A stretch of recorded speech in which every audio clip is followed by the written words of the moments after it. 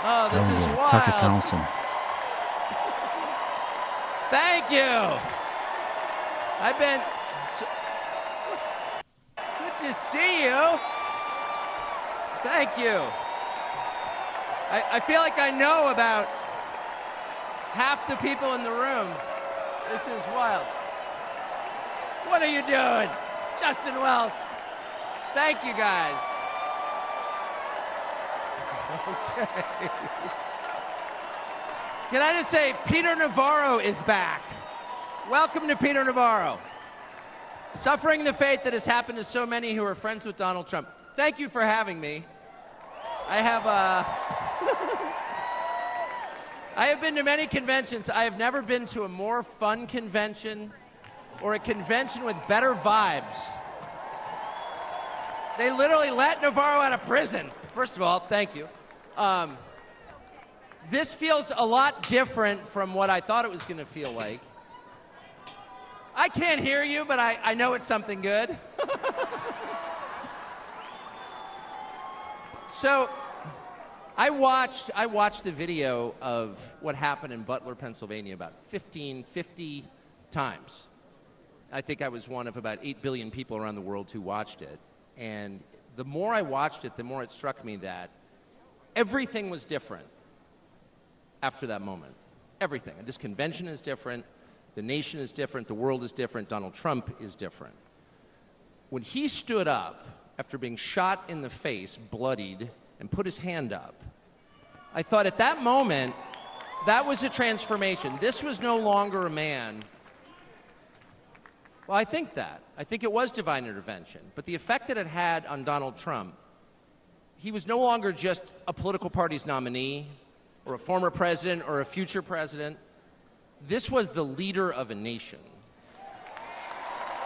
And I think there's a difference. I've spent most of my life in Washington where the president is at the top of the pyramid. Everyone wants to be the president. But if you think about it, the presidency comes with great power, obviously. But if you think about it, that is a title that is bestowed by a process of some sort that can be subverted. And in the end, it does not confer by itself, as no title does, legitimacy. Just because you call yourself the president doesn't mean that much inherently. I can call my dog the CEO of Hewlett-Packard. It doesn't mean she is. No, it's true. And you hate to say it, but it is also true, it is a fact, that you could take, a mannequin, a dead person, and make him president. You could. I'm just saying theoretically possible. With enough cheating, that could happen. But being a leader is very different. It's not a title. It's organic. You can't name someone a leader. A leader is the bravest man. That's who the leader is. That is true in all human organizations. This is a law of nature. And in that moment, Donald Trump, months before the presidential election, became the leader of this nation. That was the most obvious to me. And I have to say, I think it changed him. He reached out to Trump within hours of it that night.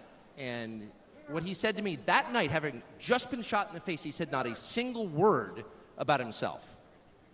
He said only how amazed he was and how proud he was of the crowd, which didn't run. And I thought two things. The first thing I thought was, well, of course they didn't run. His courage gave them heart. A leader's courage gives courage to his people. And the second thing I thought was, this is the selfish guy I've been hearing about for 9 years, really? Not a word about himself? About his people, period. And the second thing I noticed, which I don't think anyone has remarked upon in public, but I'm just going to since I don't have a script, like why not, is that he turned down the most obvious opportunity in politics to inflame the nation after being shot. To inflame the nation, which is an opportunity that almost every other politician I've ever met, and certainly his opponents, would have taken instantly. And they would have said, well, what is this? How did he get shot? Like, how did this happen? And those are real questions that we have to get to the bottom of. But in the moments, the days, the week after the shooting, he did not say that. He did his best to bring the country together, and I thought, this is the divisive figure, this is the irresponsible person. No. This is the most responsible, unifying behavior of a leader I think I've ever seen. So the question is, where is he leading us? And I could go on for hours, but let me just sum it up. I do think the entire point from the famous escalator ride 9 years ago until today of Donald Trump's public life has been to remind us of one fact, which is a leader's duty is to his people, to his country, and to no other. That's the point. That's the only point. And another word for this is democracy. Democracy, in case you're a little sick of being beaten in the face with democracy on television, actual democracy is the proposition that the citizens of a country own that country. They're not renters, they're not serfs, they're not slaves, they are the owners of the country. And for that to be true, their leaders have to represent them, which is another way of saying they have to do what the people want them to do, or a close approximation thereof. But if they completely ignore what people want, not just 1 year, but generationally, say for 50 years, then it may be, I don't know what, it's not a democracy. And so I think the entire Trump project, paradoxically, is attacked as an enemy of democracy, is to return democracy to the United States. Hey, let's pay attention to what people actually want. And the lack of interest in that question in Washington is something that ultimately drove me out of the city after 35 years. Lawmakers stepping over the prostrate bodies of their fellow citizens ODing on drugs to go cast votes to send money to some foreign country. Yeah, actually, we've lost more Americans from drugs in the past 4 years than we lost in World War II. Yeah, our bloodiest war. More than we lost in World War II. Does anybody care? It is pathetic. It is pathetic. And do you hear a single word from Washington about doing anything about it? We know where the drugs are coming from. We know the supply routes. The U.S. military spent billions bombing the Ho Chi Minh Trail.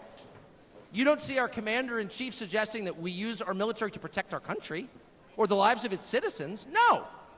That's for Ukraine. And it's too much, actually. It's too insulting. It's too insulting. It's a middle finger in the face of every American. It's a very clear statement, which is unmistakable. And that is, we don't care about you. And Donald Trump, whatever you say about him, and I think he's a wonderful person. I know him well. By the way, the funniest person I've ever met in my life, actually. You can't be funny without perspective or without empathy, which is true. But everything else about Trump aside, he actually cares because he's interested in the people who live here because that's his job. A father's job, his duty is to his family. An officer's duty is to his men. A president's duty is to his citizens. And he seems to be the only one who thinks that. And in his choice for vice president, J.D. Vance, he's made that really clear. J.D. Vance, I'll say this about him, is a thoroughly decent man, and I'll just admit it, a friend of mine, one of the very few politicians in Washington who actually is very close to his own wife, which is wonderful to see. And she's wonderful, actually. But J.D. Vance has views that are closer to Trump's voters than anyone else in Washington in office. Therefore, he's the vice president. That's called democracy. So I will stop on just one point, and that is what's happened over the past month since the debate, and particularly on Saturday in Butler. I think a lot of people are wondering, what is this? This doesn't look like politics. Something bigger is going on here. I think even people who don't believe in God are beginning to think, well, maybe there's something to this, actually. And I'm starting to think it's going to be okay, actually. I do think that. In the day after the midterm elections in 2018, Antifa came to my house. The Democratic Party's militia, okay? I was at work. It was obvious when I was at work because it was public. My wife was home alone. They tried to come in through the front door. They terrorized her. She hid in our pantry. It was on television. It was horrible, actually. It was, I mean, I'm not whining about it. It wasn't getting shot in the face, but it wrecked our day. And the next morning, we're lying in bed, and the phone rings for my wife, and it's Donald Trump, who's not like a regular text buddy of Donald Trump's. She picks it up. Hello? Susie, it's Donald Trump. And it's coming through. I could hear it. You know, I'm lying in bed. Whoa. And the first thing he says is, I'm going to stand guard outside your house. And she goes, oh, it's so nice. And he says, I'll never forget this as long as I live. He says, you know, there's a lot of hate out there. And she said, you know, there is, Mr. President. And then he says, but there's a lot of love. There's a lot of love. And we are seeing that love. I don't think it's human love. And I'll just stop with this. I'm not always convinced that I'm on the right side. I've been on the wrong side many times. You'll never hear me say, I'm on God's side, or God's with me, or even I'm with God. I want to be, not sure I am. But I will say this unequivocally and conclusively. God is among us right now. And I think that's enough. God bless you. Ladies and gentlemen, please welcome Golf General Manager, Trump National Doral, Carrie Tomasco Ruiz. Damn, great speech by Tucker.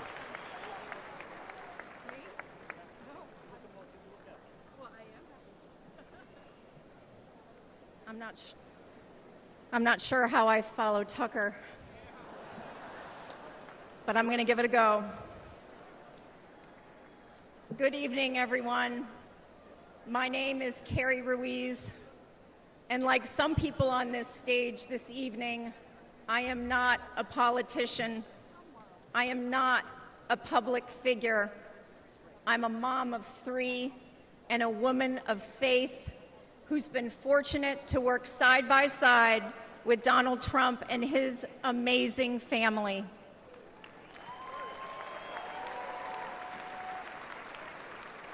"12 years ago, the Trump Organization purchased the iconic Doral Golf Resort after so many companies tried and failed to create a world-class golf experience, all while turning a profit. With his keen eye for business and uncanny ability to make things better, Donald Trump got to work. He poured hundreds of millions of dollars and his own sweat and tears into the property. He had a hand in virtually everything, and no detail was too small. He didn't just change the carpet or apply a fresh coat of paint. He stripped this legendary resort to its core and rebuilt it the right way.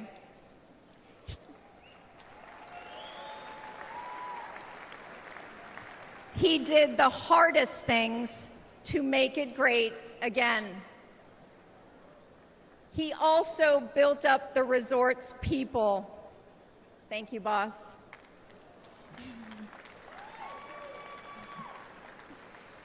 He empowered us. He listened to us, all of us, and he still does. No matter your role, he asks questions. He wants different opinions. He never demands more of us than he is willing to give. He is as generous as he is brave.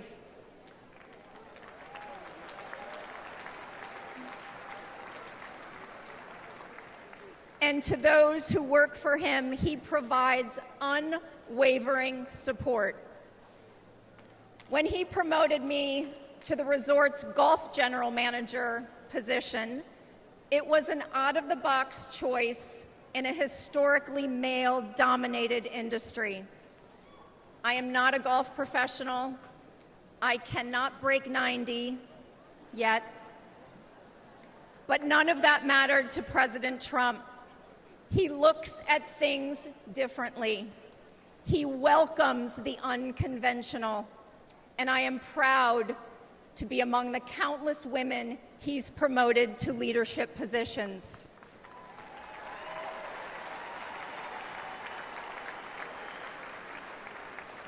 I might add, he did it all while no one was looking. The simple truth is, no one can match President Trump's vision and unrelenting drive to make things better.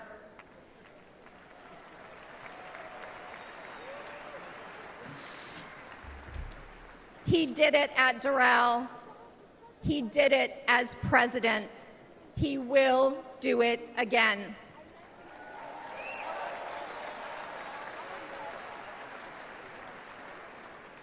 May God continue to bless President Trump, and may God bless the United States of America.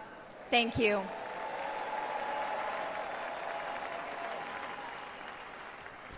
This is the final battle. With you at my side, we will demolish the deep state. We will expel the warmongers from our government. We will drive out the globalists. We will cast out the communists, Marxists, and fascists. We will building up to the Trump speech, that was a great speech by great speech by Tucker. And there seems to be a non-stop golf theme going on here when it comes to his staff. Obviously, it's something they all connect on. We noticed that with his granddaughter. And the party's going on there in the background. So we missed Ilana Hubbard, her speech I was setting up. So her speech was actually really good as well. She got very teary-eyed. So there's been as you'd expect, there's been a fair bit of emotion when it comes to the speeches. So the anticipation still builds for Donald Trump. Is this going to be one of the greatest speeches of all time? Look at the party still going on. Now there was rhetoric regarding the rhetoric on both sides to just tone it down a little. The Republicans haven't really been able to do that, sort of understandably, but I'm somewhat a little bit disappointed, but I can understand that they feel, especially because they're so close to what's happened to Donald Trump, I can understand that they're feeling a little aggrieved. So I can sort of understand why they're hitting out and back at the Biden administration. So sort of the latest news is I believe Biden's come down with COVID.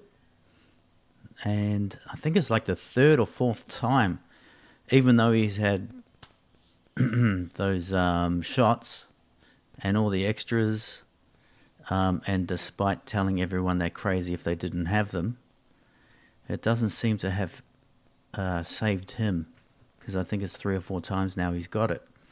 So is this going to spell the end of his presidency? Is Kamala Harris going to step up for the next couple of months until the election? Until hopefully, God willing, as they say, Donald Trump takes over and puts the US and the rest of the world back on track. We can only hope. But I'll tell you what, we have heard some amazing heartfelt stories of Donald Trump. They've really humanized them. We see what we see in the public eye, but I think Donald Trump has to portray this man of steel, sometimes expressionless or defiant. And he obviously, from what we've heard from everybody, including Tucker, he's the first to put his hand out to everyone else, ask how they are.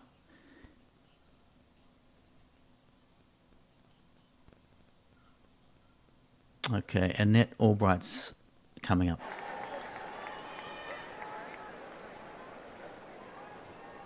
Thank you. Thank you so much.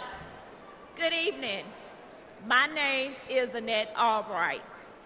I grew up in the small town of Mount Airy, North Carolina. North Carolina! Like my parents and my grandparents, I was a lifelong member of the Democrat Party. Don't worry, the story gets better from here.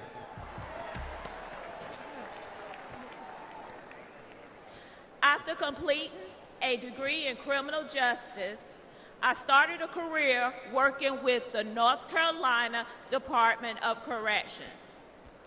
I left my job in the criminal justice system to work for Charlotte-Mecklenburg School District to engage our youth before they got stuck in the system. It didn't take long for me to realize that public schools are a part of the problem.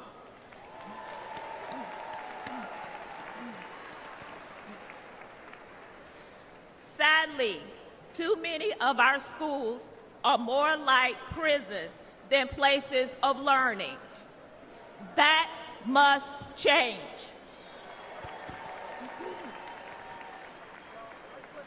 In one public high school, I witnessed a full-blown riot. I saw many violent altercations between students and physical attacks on staff.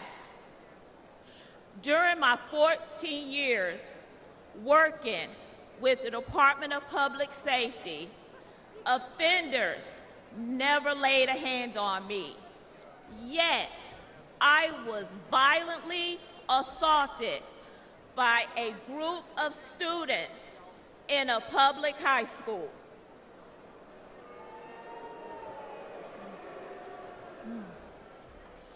The uptick in school violence was related to an Obama-Biden policy that directed schools to reduce suspension rates and keep dangerous students in the classroom.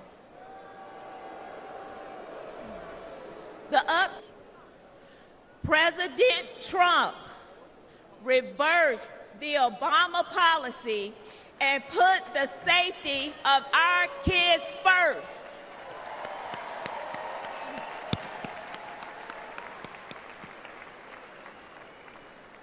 Violence on public school campuses should not be a Democrat issue. It should not be a Republican issue. It is an American people issue.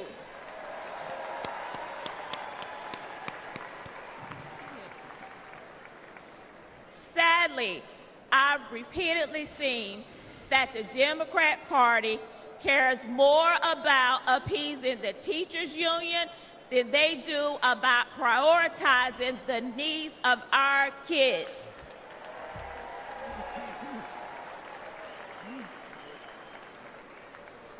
They champion safe spaces instead of safe schools. This is completely wrong.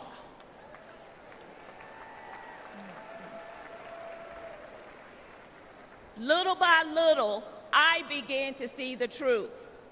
While Democrats spend more money on a broken system, Republicans are empowering parents and fighting for school choice.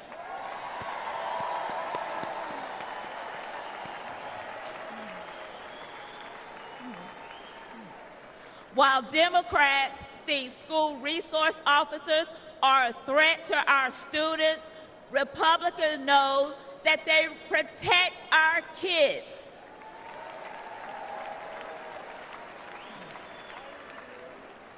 While Democrats won't admit that our schools are failing, Republicans will fix the system and make our schools safe.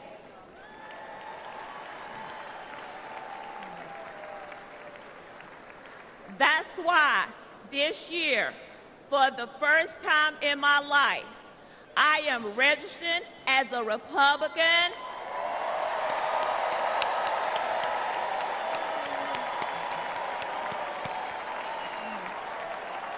you.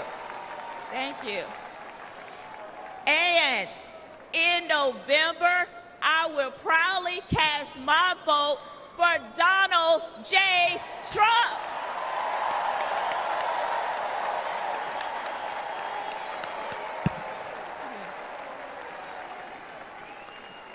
Only together we can make America's schools great again. Thank you, and God bless America.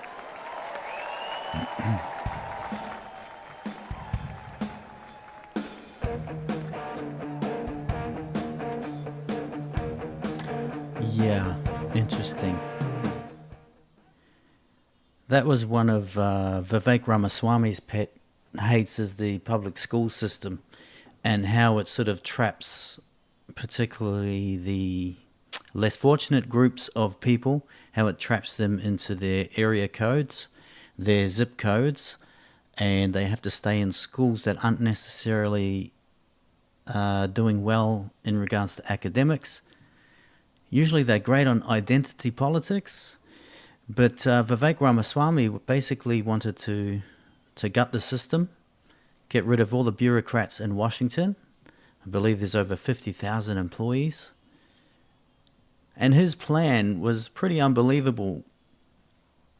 With the money that they're spending at the moment on the administration of the public school system, he claims that money could be reallocated to kids, young people that end up finishing high school, finishing college, and ending up with $250,000 in their pockets. Now that would be a great incentive, particularly when you think, I think the average student these days has like a $30,000 to $50,000 debt when they leave college.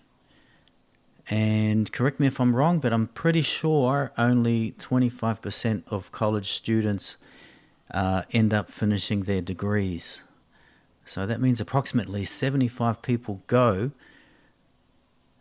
and they drop out for some reason or another, whether it's that they can't see a future in the career path or education that they've decided to go down and they've decided to pull the pin. Funds have run out maybe, who knows? There could be lots of reasons.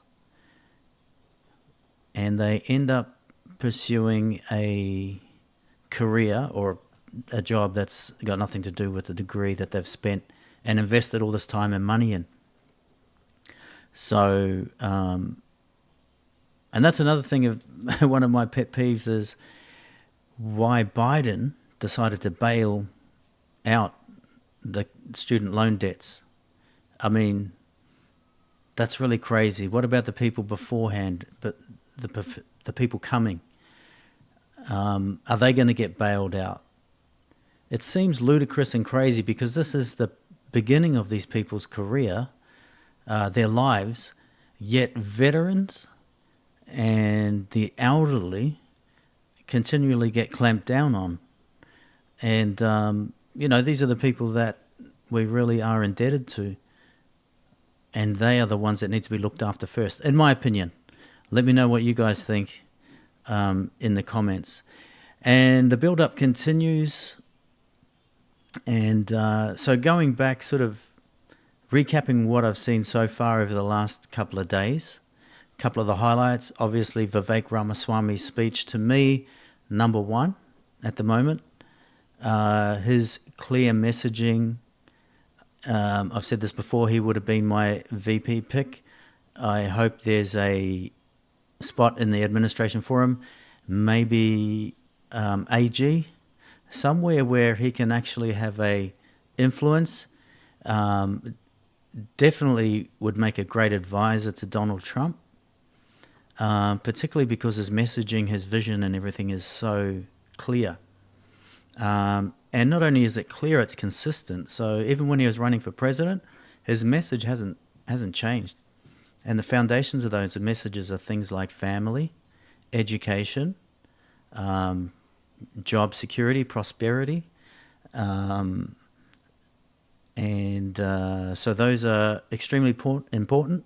First Amendment, Second Amendment, those are very strong. Oh, there's Russell Brand. Very strong on his agenda. And he's against all this woke nonsense, and I think that's partly why Joe Biden's administration has literally collapsed before our eyes.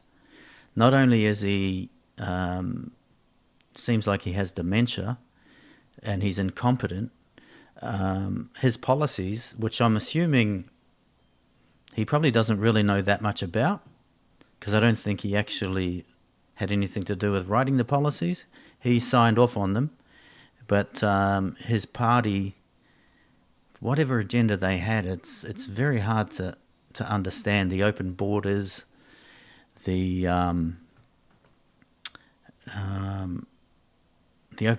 trafficking of both people and drugs, the horrific inflation, the impact that's had. Bill O'Reilly brought out some great statistics. I wish I probably should have jotted them down, but talking about grocery prices, fuel prices, mortgages, all these sorts of things that have had huge impacts on both families and obviously individuals, families, people losing their homes. So all of the things that the Democrat Party was supposed to be about, the average person, not the corporations. They keep going back, stock market's doing great. Well, that's great for people in the stock market, I guess. But for the average person trying to get a loaf of bread on the table and, eggs in the fridge, not working out so well. But let me know what you guys think out there.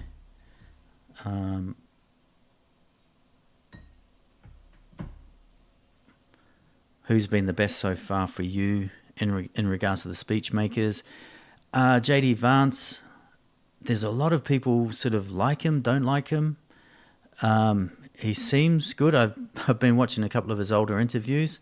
Very questionable, but hey, everyone can change, which is good. Who we got coming up?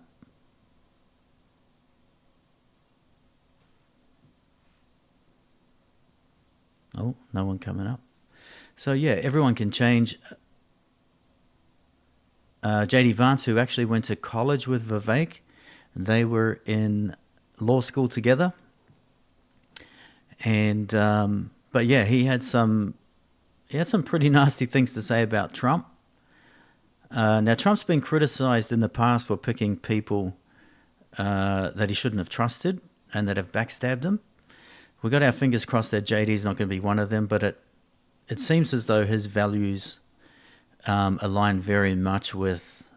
now, I know Vivek came out and said he disagrees with JD on a few things, but in general, 90% that they do agree on, that's a good start, and he's come a long way, I guess, because he had some very nasty things to say about Trump. I won't repeat them now, but it seems as though he's seen the light and Trump has seen something in him. And then also the Trump boys, the Trump sons, are quite friendly with J.D. Vance. So, and that's considering after the things he said. So watch this space. His life story is quite interesting. Someone that's came up through, and it just shows you improves. Came up through, single mum home. She had a drug problem. His grandmother played a pretty big role in his life as well. But JD and people like JD have to take credit because it does take the individual to get himself up and over the humps, over the obstacles, and he's been able to do that. And it was quite moving to see his mum standing there when J.D. Vance was giving his speech. And he's a self-proclaimed hillbilly. So, and he's married to an Indian woman. I think they also went to college together. So it's a multicultural marriage. So I guess they can't call him racist, but that probably won't stop them from doing that.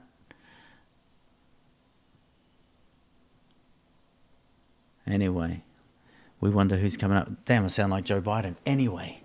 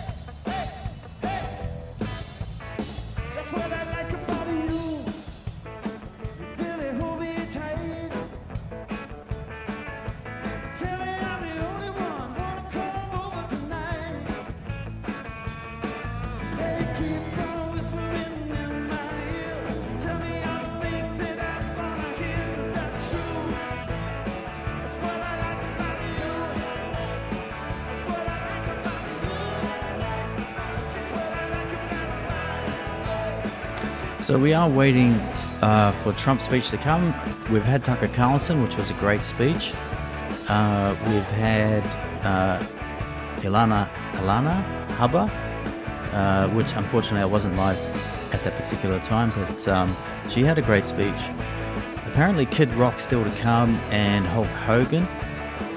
Not sure what the connection is there, but those will be interesting. So we're waiting. This is still the build-up, heading toward Donald Trump's speech. So please stick around.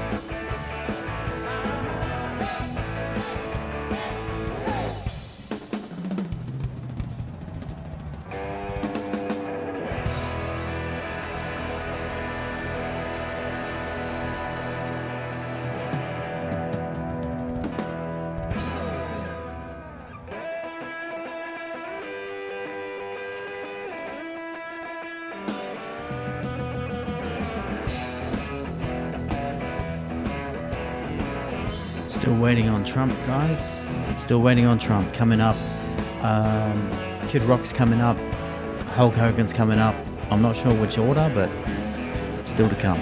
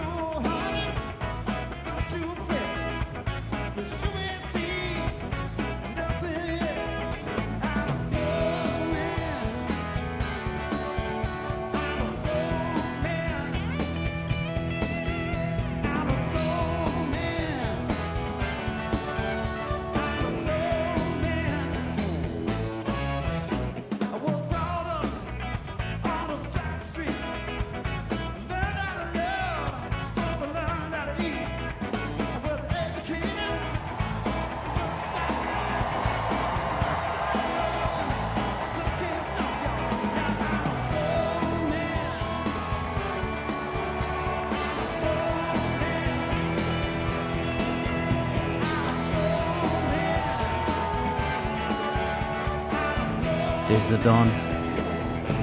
Must have been just finishing the last few words on his speech. So still to come, Kid Rock, Hulk Hogan, and then the Don, looking refreshed.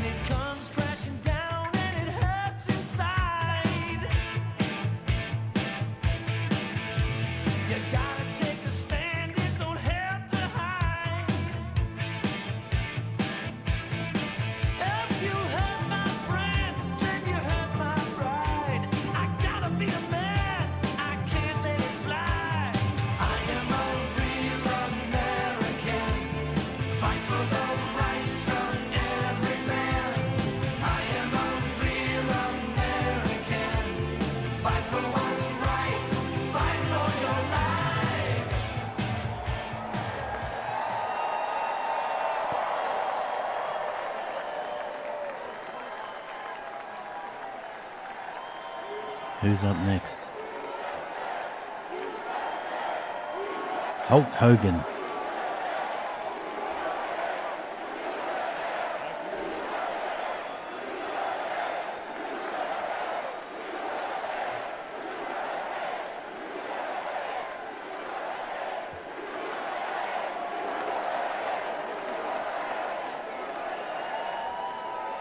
Well, let me tell you something, brother.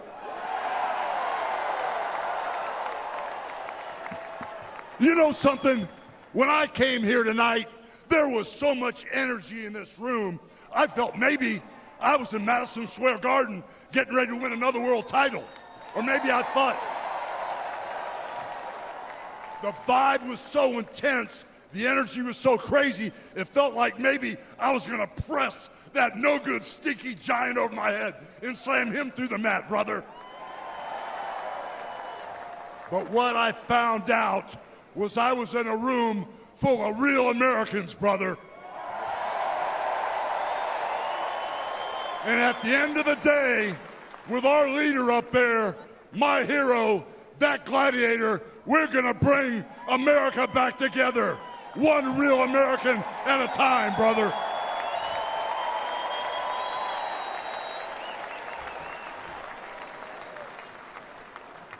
You know something? I've seen some great tag teams in my time.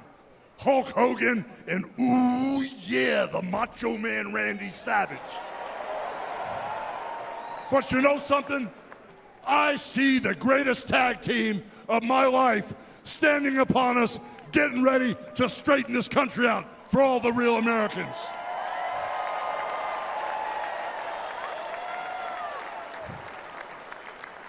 You know, even though you guys are real Americans, you better get ready. Because when Donald J. Trump becomes the President of the United States, all the real Americans are going to be nicknamed Trumpites. Because all the Trumpites are going to be running wild for 4 years.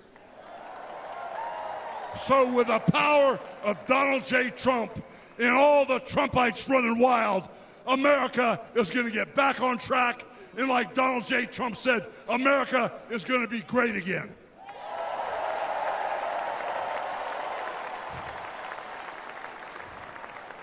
You know, when I look out and I see all the real Americans, I think about how Donald Trump, his family was compromised. When I look out there and I see Donald Trump, I think about how his business was compromised. But what happened last week when they took a shot at my hero and they tried to kill the next president of the United States? Enough was enough. And I said, let Trumpomania run wild, brother. Let Trumpomania rule again. Let Trumpomania make America great again.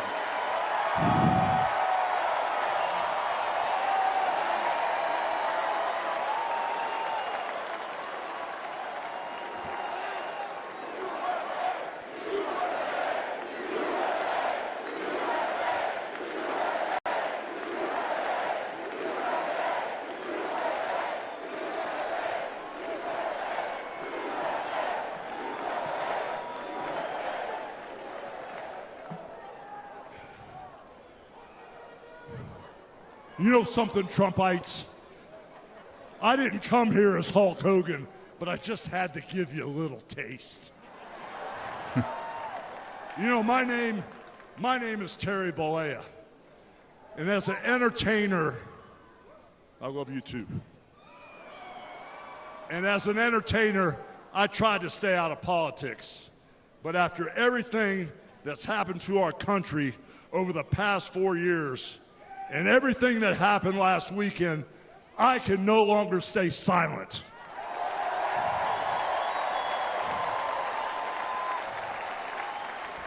I'm here tonight because I want the world to know that Donald Trump is a real American hero.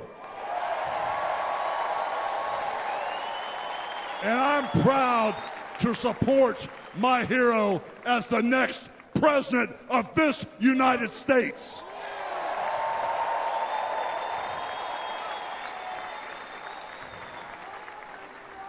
You know, guys, I've known Donald Trump for over 35 years. You know, hold on a second, hold on.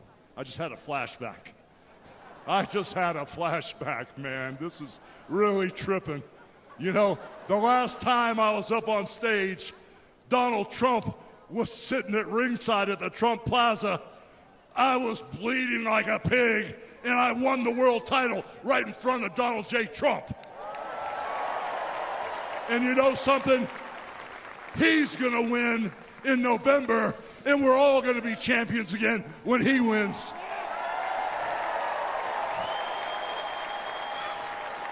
And like I said, I've known that man for over 35 years.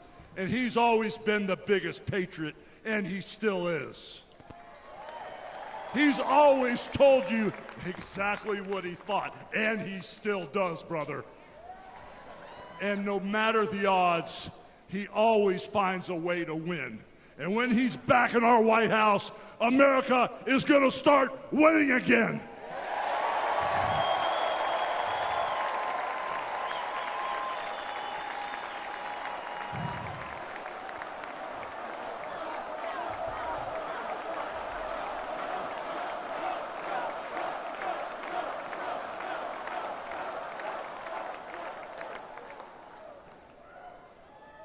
You know, guys, over my career, I've been in the ring with some of the biggest, some of the baddest dudes on the planet. And I've squared off against warriors, ooh yeah, savages. And I've even, like I said, body slammed giants in the middle of the ring. And I know tough guys. But let me tell you something, brother. Donald Trump is the toughest of them all.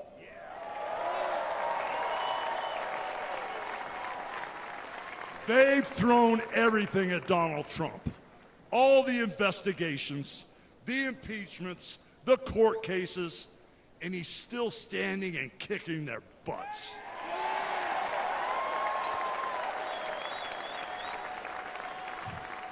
You know, we never had it better than the Trump years.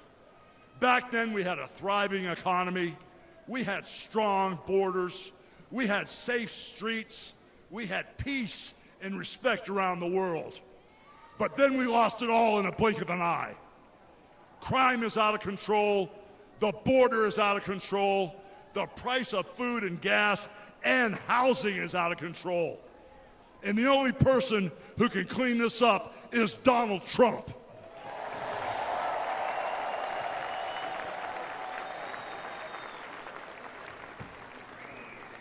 You know, guys, I really, really love this country. And I've lived the American dream. And I want my kids, your kids, and all those little teeny Hulkamaniacs out there to live the American dream too.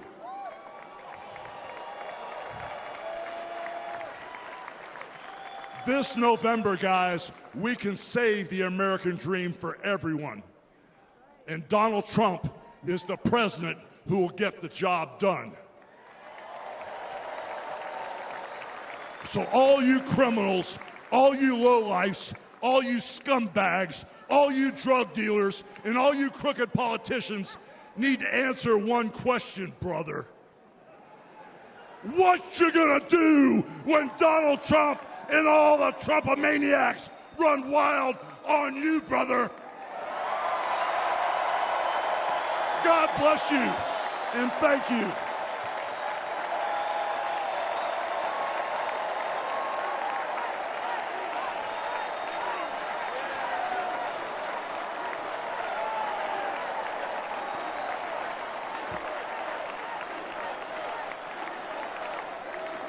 Ladies and gentlemen, please welcome the President and CEO of the Billy Graham Evangelistic Association and President of Samaritan's Purse, the Reverend Franklin Graham.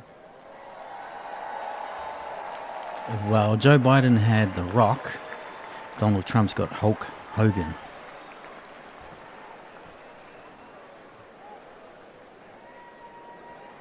Good evening.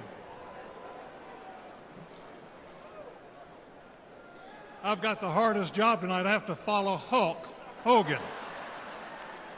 But I stand here tonight as a private citizen who loves this country. I've been asked to say a few words and then to pray, and we're going to do that. Last Saturday in Butler, Pennsylvania, President Trump had a near-death experience. No question. But God spared his life. And when we go through those experiences, it changes us. It can cause us to examine our lives and to reevaluate our priorities, as you should. When President Trump rose from that platform, he rose with his fist raised in strength, showing America his unshakable resolve to fight for them in this nation.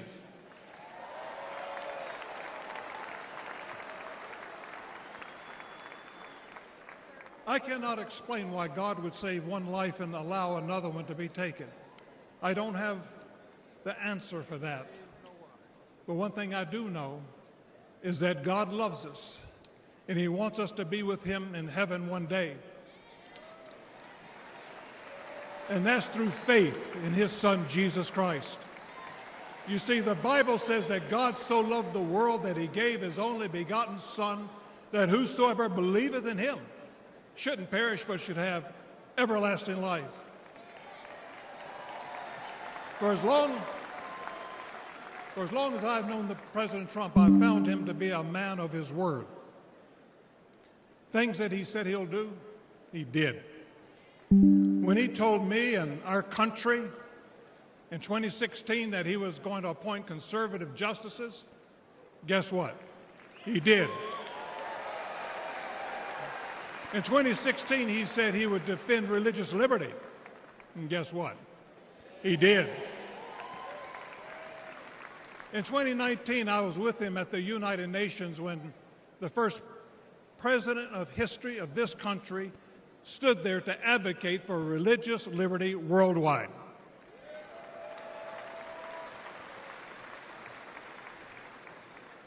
When American citizen and Pastor Andrew Brunson was being held in a Turkish jail, On false accusations, President Trump demanded that he be released, and he applied economic pressure and sanctions until they did that.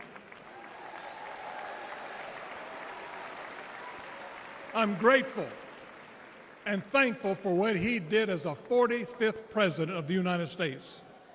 And I know that as the 47th President, he will keep his word to the American people to make America great once again.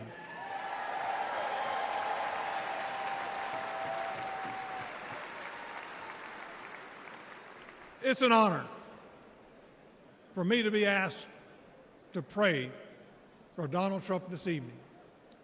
And so what I'd like to do, I'd like us to pray, but I'd like us all to stand as we call upon the name of the God of heaven.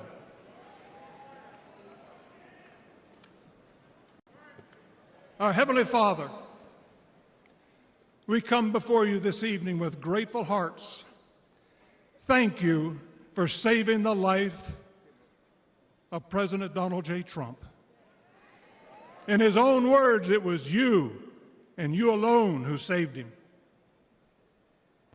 We pray for the others that were injured on Saturday, for the family who lost their loved one. Put your loving arms around them. Comfort them, and may they sense your presence. We stand before you tonight. We say thank you for the provisions you have given to the United States of America. You have blessed this country more than any country in the world. Sadly, as a nation, we have forgotten who is responsible for all the freedoms, the liberties, and the bounty that we enjoy. It has all come for you. Thank you. This evening, our nation is in trouble. We're divided politically, racially, economically, with millions of people seeking refuge and hope in our dry and thirsty land. You're the only one who can fix the complexity of the problems that we face today. We pray for President Trump that you would give him wisdom, strength, and a clear vision for the future of this nation and the task that is at hand. Continue to protect him from his enemies. I pray that you would surround him with men and women who will give him sound counsel and guidance. We pray for Melania, for Barron, and for all the President Trump's children and grandchildren. We pray for Senator J.D. Vance, his wife Usa, along with their young family. We're thankful for his strong stand for defending life. As your word instructs, we also pray for the leaders of our nation, whether they're Republican, Democrat, or Independent. We know that all authority comes from you. You are a great God, and we ask that if it be thy will that you will make America great once again. And we ask that you'll unite our hearts, bring us together, one nation under God, indivisible, with liberty and justice for all. And we pray this in the mighty name of my Lord and Savior, Jesus Christ, the King of Kings and the Lord of Lords. Amen.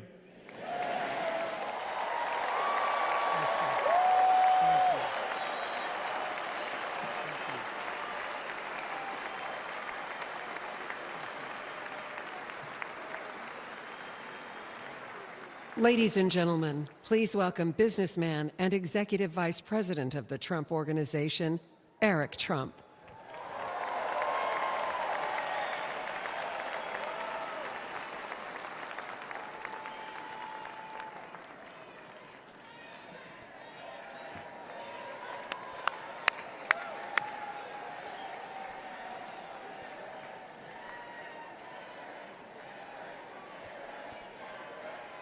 Good evening, America.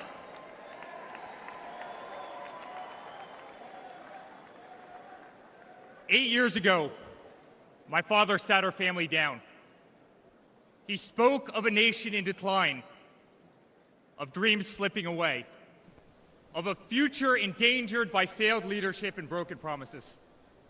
It was in that moment I knew my father had made a decision that would forever change our lives. We realized he had chosen to step into the arena, to fight for the soul of America. He had decided to leave behind the comforts of an unbelievable business empire, to leave behind everything he had ever built, to answer the call to serve our nation. Unlike his predecessor, it was not a decision born out of necessity. Unlike the current president, it was not a decision that would enrich his family. Rather, it was a decision made out of love for this country and a deep concern for America's future.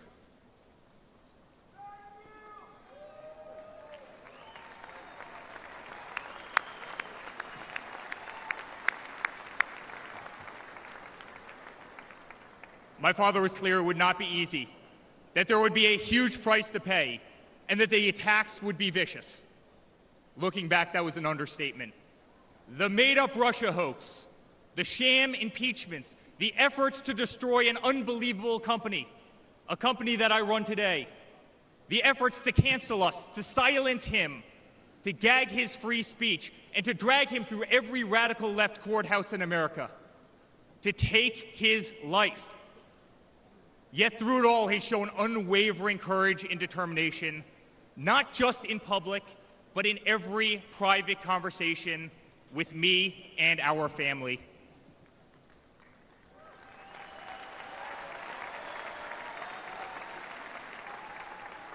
He stood tall, fueled not by personal ambition, but by a profound love for this country and a love for all of you, the American people. That man is my father. That man is the 45th president and soon to be 47th president of the United States. That man is Donald J. Trump.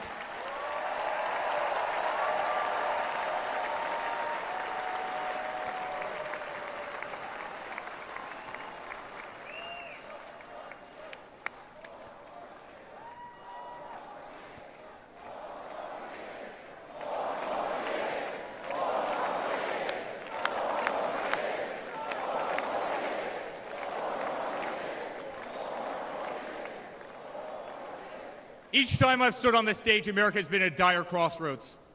In 2016, many people began to doubt the promise of America. Our economy was struggling, jobs were scarce, our standing on the world stage was weak at best. Veterans were forgotten, our military was in shambles, our educational system was broken, ranked 30th in the world. He could no longer tolerate an inept administration that handed $150 billion to Iran, a country that chants death to America, or witness the continued attacks on our Constitution and our religious liberty, or see the disrespect shown to our unbelievable law enforcement officers who are being disarmed, defunded, and persecuted each and every day.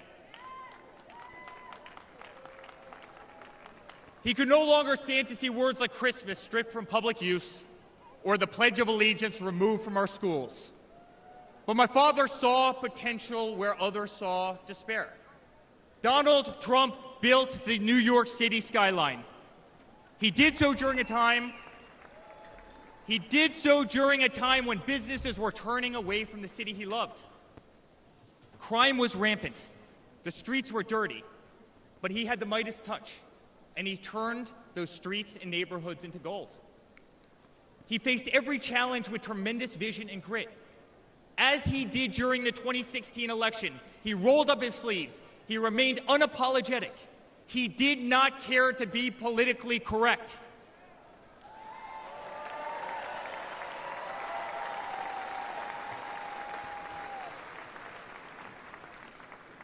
He restored hope. He restored a voice to millions of Americans who had been ignored. He restored the American dream. Under my father's leadership, the economy climbed to record heights. Jobs were created at an unthinkable pace. Unemployment reached historic lows across all demographics. Wage growth soared. He cut taxes for hardworking families and businesses. He slashed regulations. We saw the greatest 401k increase in American history.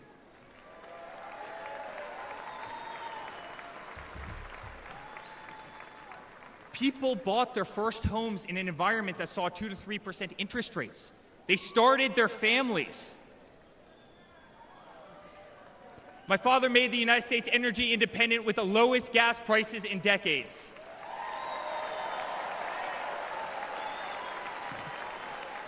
My father made the United States safe. Our borders were closed. There was peace in the Middle East. Soleimani, al-Baghdadi, the terrorists were dead.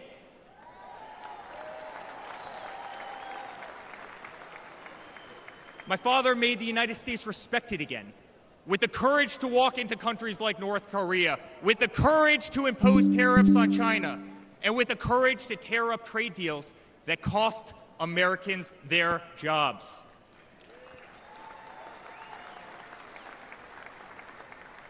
He brought manufacturing back to America. Small businesses flourished. He did what he promised. He put America first. We were winning. Donald Trump made America great again.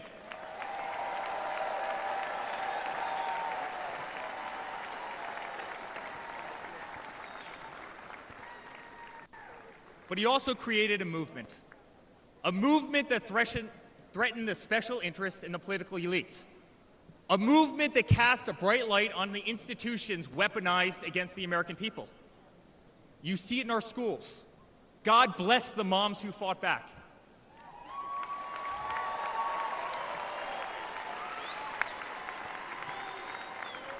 You see it in your workplace. You see it on every news station, in every newspaper. You see it in the military. The most iconic military installations on planet Earth are stripped of their identity and renamed. Fort Bragg, Benning, Fort Hood. You see it in Hollywood. You see it in our two-tier judicial system. They don't even hide it anymore. My father has been censored. The former president ripped off to Twitter, Instagram, and Facebook while terrorist organizations remain intact. My father has been persecuted, targeted by far-left Democrats funded by special interest groups and hand-picked judges. My father has been pulled off the ballots of states, radical justices attempting to defy the will of millions of Americans who adore who he is and what he stands for. My father even became the target of an assassin who almost killed America's single greatest hope for our future. The swamp is terrified of this incredible movement. They're terrified of it. They're terrified of you and the tens of millions of people watching us on TV right now. They've tried everything to keep him from you, everything, to destroy his legacy, to destroy his family. They have failed, and they will not win.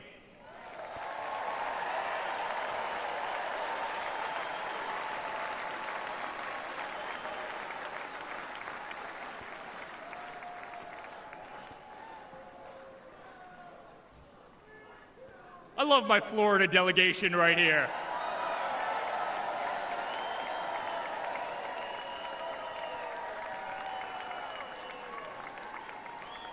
Thank you, guys. My father stands before you with the most votes of any Republican candidate in the history of our nation. He has defied the predictions of every political pundit. He fills stadiums across our country. He energizes Americans to the issues facing this nation and does so with unvarnished honesty. He is not a threat to democracy. He is a threat to those who despise our republic, many whom are bought and sold, bribed and coerced, people who have never signed the front of a check and who have been dependent on the government their entire adult lives.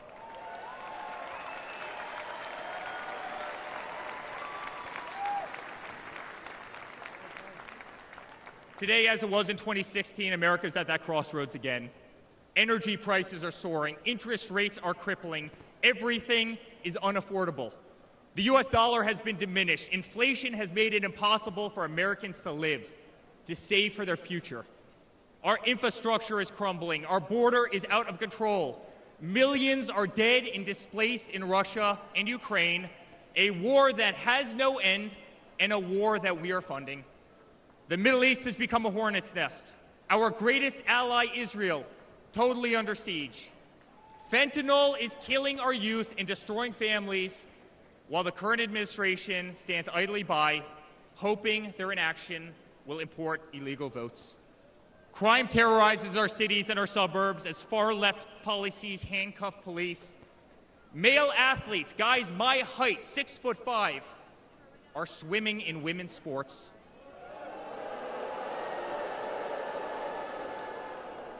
Destroying the dreams of young girls who have trained every minute of their lives. We no longer trust our elections. We no longer trust our judicial system. And we no longer believe that our government is working in our best interest.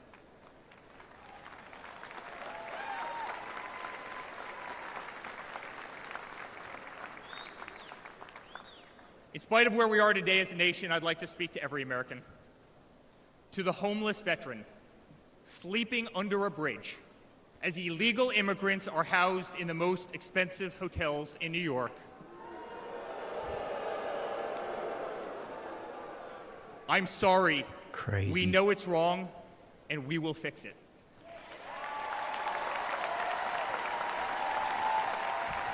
That is absolutely crazy.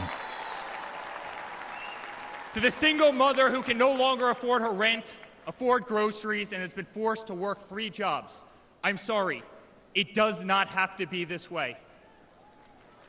To the parents who lost a son or daughter to fentanyl, including the incredible woman that spoke the other night, while an administration does absolutely nothing, I'm sorry. Your government can do so much better, and it will.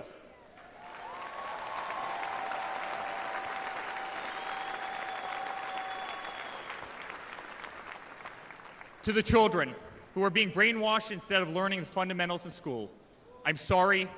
There are teachers who care, and my father will empower them.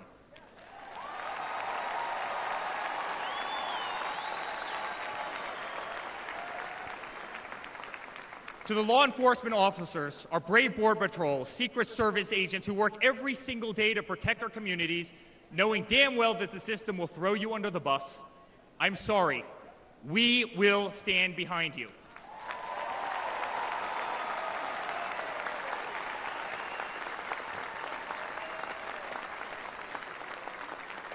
To commuters often petrified to take a bus, take a train, or walk the streets in cities across our nation, I'm sorry. That man right there will fix this.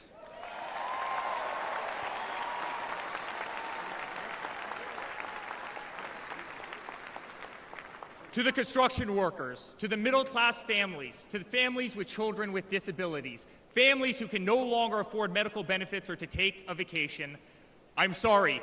We will make America great again.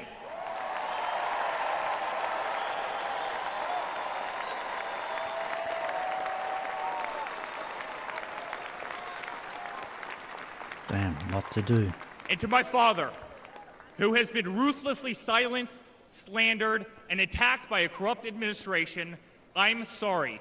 We know, and America knows, that they're not just after you, they're after all of us, and you just happen to be standing in their way.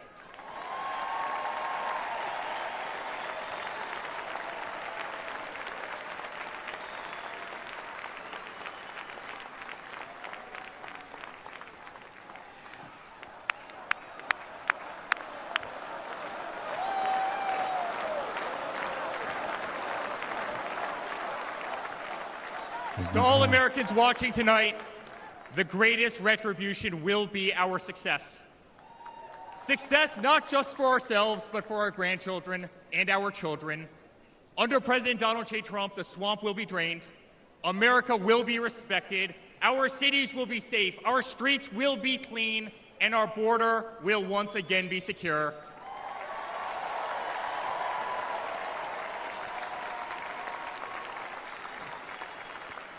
We will have peace. We will have prosperity.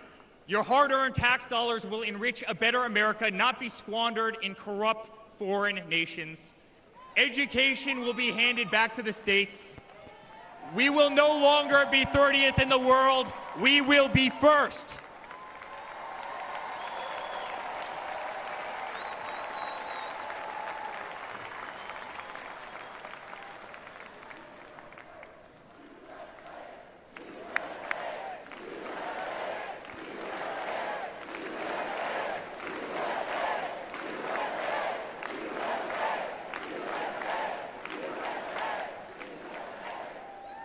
Our children will understand family, our children will have values, and our children will love God.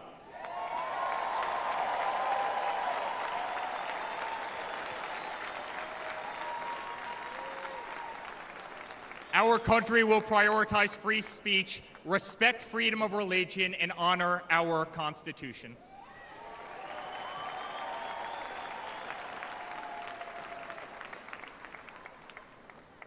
As his son, I've never been more proud of a person in my life.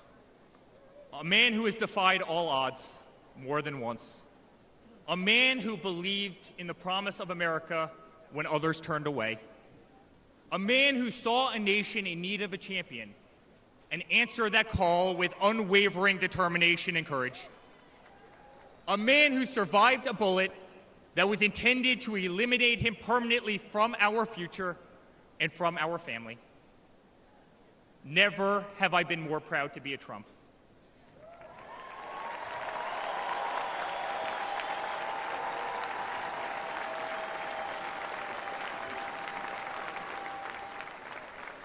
Never have I been more proud to stand by my father's side. I remain incredibly honored to be part of this journey, a journey with all of you, a journey to save the greatest country on earth, a journey with the most incredible people I have ever met. Dad, 5 days ago, Laura, Luke, Carolina, and I held our breath as we saw blood pour across your face. By the grace of God, divine intervention, and your guardian angels above, you survived.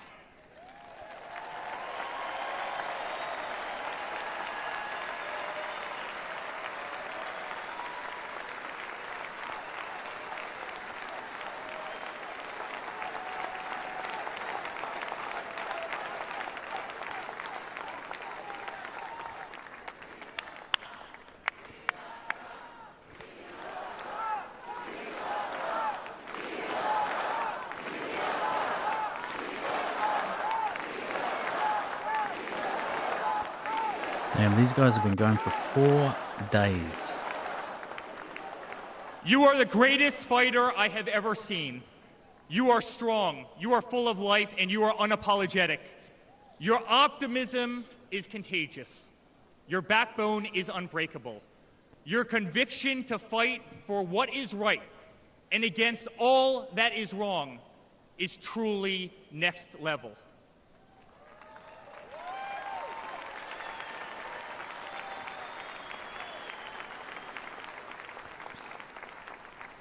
The whole world saw your strength as you stood up.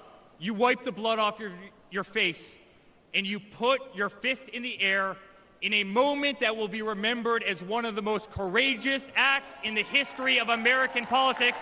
You shouted, "Fight! Fight! Fight!"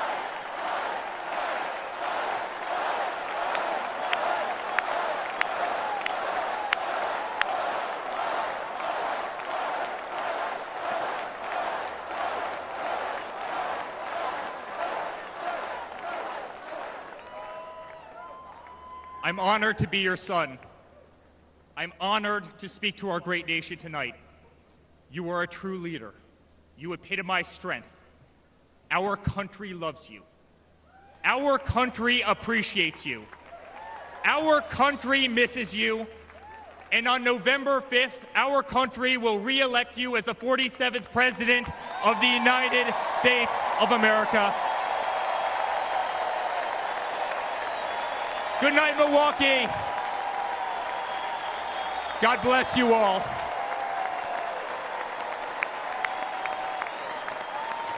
So there we go, Eric Trump.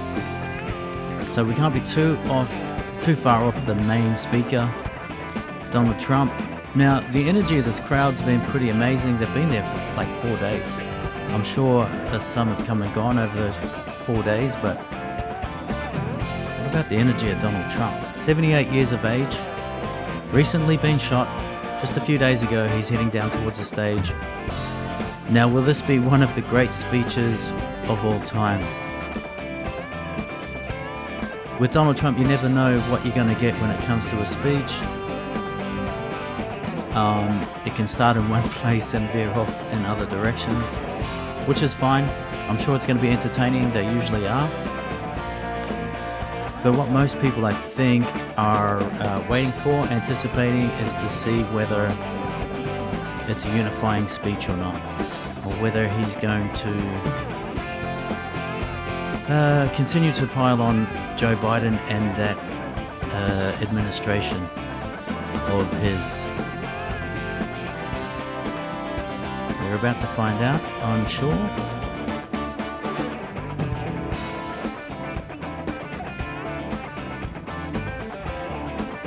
But there's a lot of unity in this party compared to the Democrats, who are sort of running like chickens with their heads chopped off.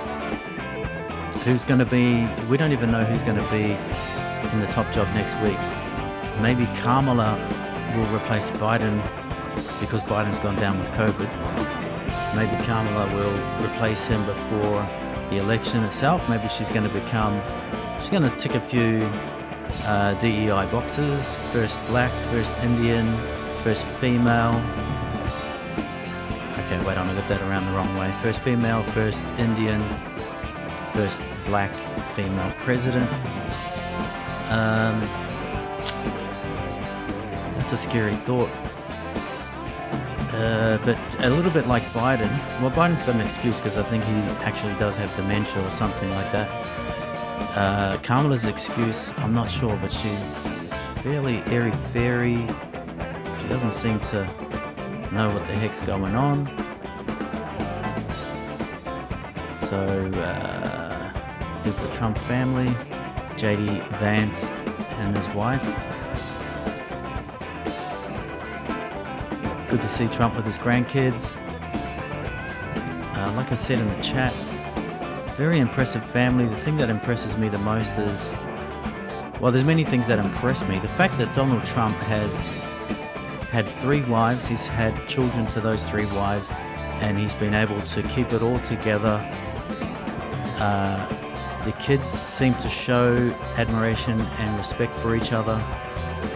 They definitely, when it comes to Donald Trump, very unified behind him. And that's really impressive considering all of the legal issues he's had, arguably unjust. I'm not sure if that music in the background's too loud or not. But I think we're only minutes away from Donald Trump Sr. speaking, hopefully. There's Hulk Hogan, J.D. Vance. So yeah, the family stuck together through all of those hard times. Imagine the pressure. It's bad enough when people are saying bad things about your father or your mother or your brother and your sister. But actually wanting to lock him up and literally throw away the key. He was facing something like 170 years imprisonment. And gentlemen, here we go. The next First Lady of the United States. Oh. Mrs. Melania Trump. Nice.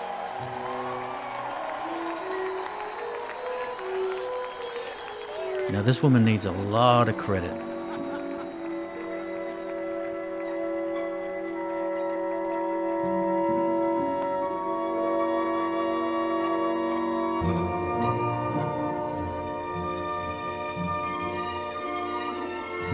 Maybe she got lost.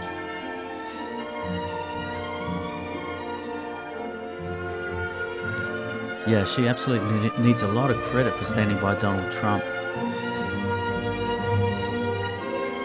Now, a lot of these allegations he's claiming aren't true. The Stormy Daniels fiasco, he's claiming wasn't true. Melania has stood by him and she's come across as extremely strong. Probably the most elegant First Lady in history.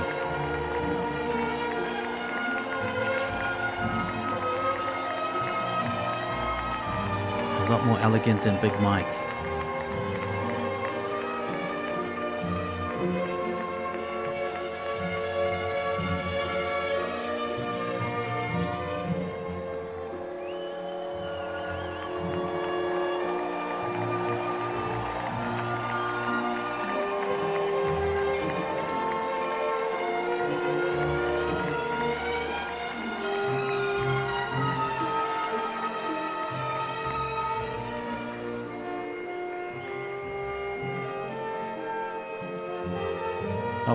thought she was speaking.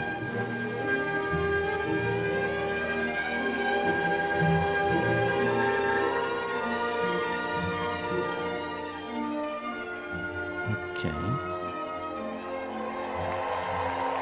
That is a little strange. I don't know if she's been there. I haven't seen her there before, but let's see what's happening. Yeah, I haven't noticed her there throughout the... This is a story Throughout as the uniquely conference. American as the ideals and freedoms we all cherish. Step back. A story of a life dedicated to dreaming big.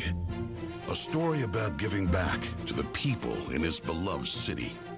But most of all, this is a story about putting his country first. And it's a story best told in pictures. Young and confident, Donald Trump wasn't afraid to think big and build even bigger. And he left his mark on the New York skyline that greeted visitors from around the world. But he wasn't just an American entrepreneur. He became a folk hero. Celebrities and sports stars wanted to be seen with him. Politicians sought his approval. And New Yorkers just loved him. And he loved them back. And he gave back. Just one example, saving the Woolman skating rink. The Woolman skating rink in Central Park is open again. The city spent nearly 6 years and $12 million trying to fix it. And then to the rescue, developer Donald Trump. As Tracy Egan tells us now, he accomplished in 3.5 months what the city couldn't do in 6 years. Donald, you performed a great public service. There was no denying that Donald Trump was the toast of the town. But he was also something even more important, a patriotic American. And like many others, he was becoming increasingly troubled by the direction of our country. Because I really am tired of seeing what's happening with this country, how we're really making other people live like kings, and we're not. You've said, though, that if you did run for president, you believe you'd win. Well, I don't know. I think I'd win. I tell you what, I wouldn't go in to lose. I've never gone in to lose in my life. And if I did decide to do it, I think I'd be inclined, I would say that I would have a hell of a chance of winning, because I think people, I don't know how your audience feels, but I think people are tired of seeing the United States ripped off. But who would ever run for president and leave such a glamorous life? Appearances in movies, best-selling books, a widely popular TV show. But for Donald J. Trump, the calling to save his country was even stronger. The mission, more important. The number of Americans being left behind, too large. And so, in Donald Trump fashion, he announced he was running for president, in it to win. And he did.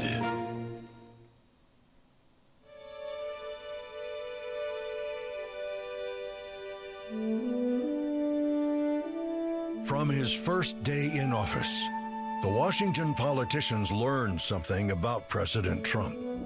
He's not afraid to fight for what he believes in. They call that having the courage of your convictions.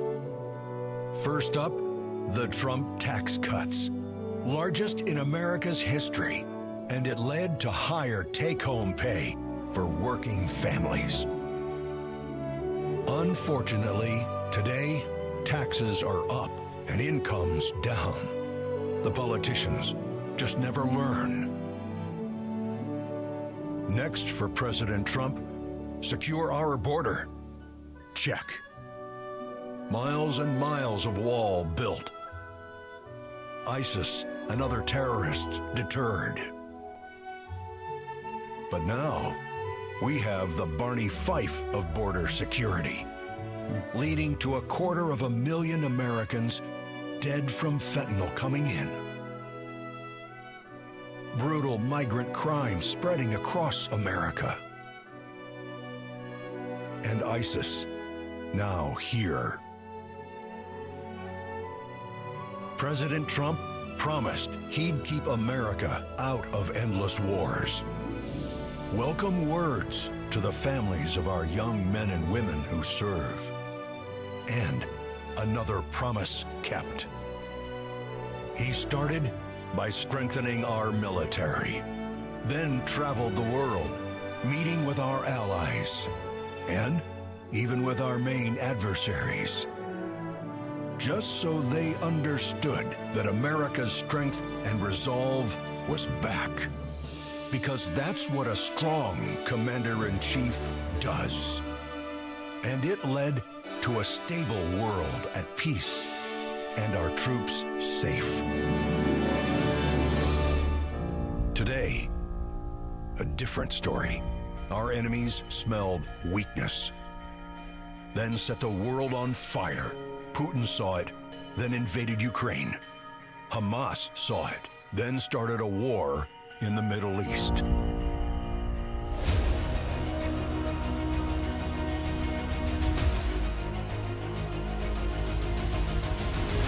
There's one more thing we've learned about President Trump. He believes so strongly in America, so optimistic for our possibilities, and so committed to fighting to once again make our country great,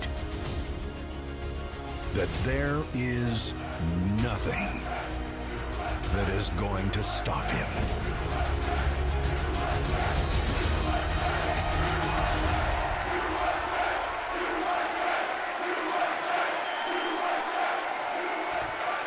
Damn, super powerful.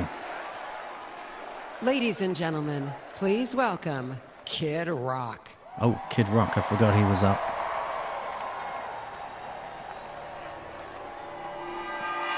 What up, America?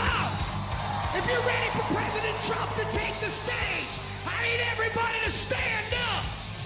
I need everybody to put a fist up in the air. Everybody, get a fist up in the air. Now follow me. Say fight, fight. Say fight, fight.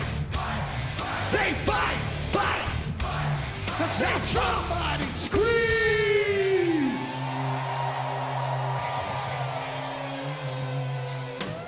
The devil without a cause. I'm back with the beaver hats and Ben Davis slacks. 30-pack of stroll, straight rock and roll. No Rogaine in the propane flow. The chosen one, I'm the living proof. With the gift to gab from the city of truth. You know I jab, stab, and knock critics back. And I did not stutter when I said that. I'm going platinum, selling rhymes. I went platinum 7 times. Still they ill and wanna see us fry. I guess because only God knows why. Why? Oh, they call me cowboy. I'm the singer of black. Throw a fist in the air. Let me see where you at. Say fight, fight. Say fight, fight. Say fight, fight. I say Trump, Trump.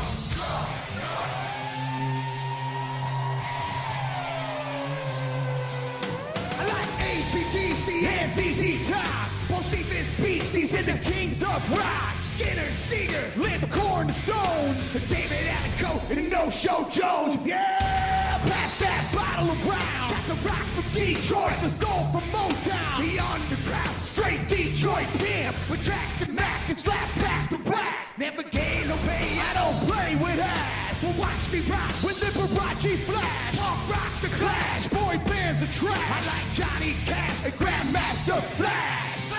Flash, flash, flash. Oh, they call me cowboy. I'm the singer of black. Throw a fist in the air. Let me see where you're at. Say fight, fight. Say fight, fight. Say fight, fight. I say Trump, Trump.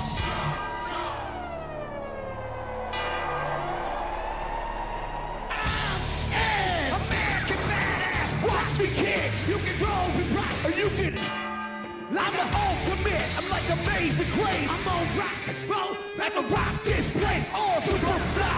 Living double wide. Psychon the fly. The big dot can ride. Bill shaft to share. Bringing flash to flare. Got the long hair swinging middle finger in the air. Snakeskin boots 65 Chevelle. See me ride and sit and hit a rebel yell. I won't live to tell. So if you do, rock for free. freedom and rock for truth. Who knew I'd blow like Oklahoma, Florida, Georgia, Arizona? Smell the aroma and check my hits. I know it stinks in here, cause Trump's the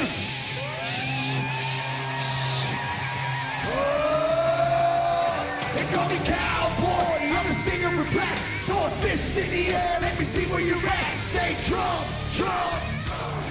Say Trump, Trump. Say Trump, Trump. Say Trump, Trump. I need to hear you louder than that. One more time. I'm a cowboy, badass and black. You say Trump, Trump. From side to side, from front to back. Come on, Trump, Trump. I put Detroit City back on the map. We sing Trump, Trump. Kick rocks in the house. This is where I'm at. Ladies and gentlemen, get ready for the most patriotic American badass on earth, President Donald J. Trump. But first, another American badass, my brother, Dana White. God bless America! Oh yeah. Had to be Dana White. Had to be Dana White. Damn it. Dana White just did an amazing interview just recently. I'm gonna pop back out. Damn. That was good, Kid Rock.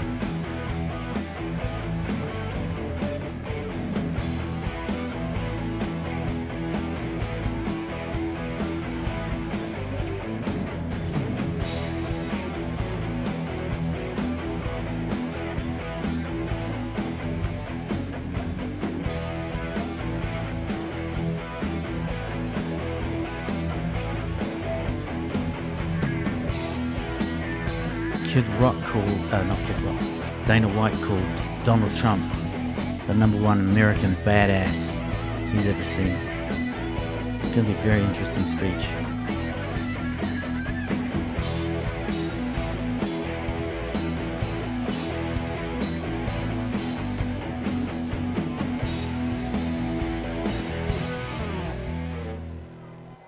Here we go.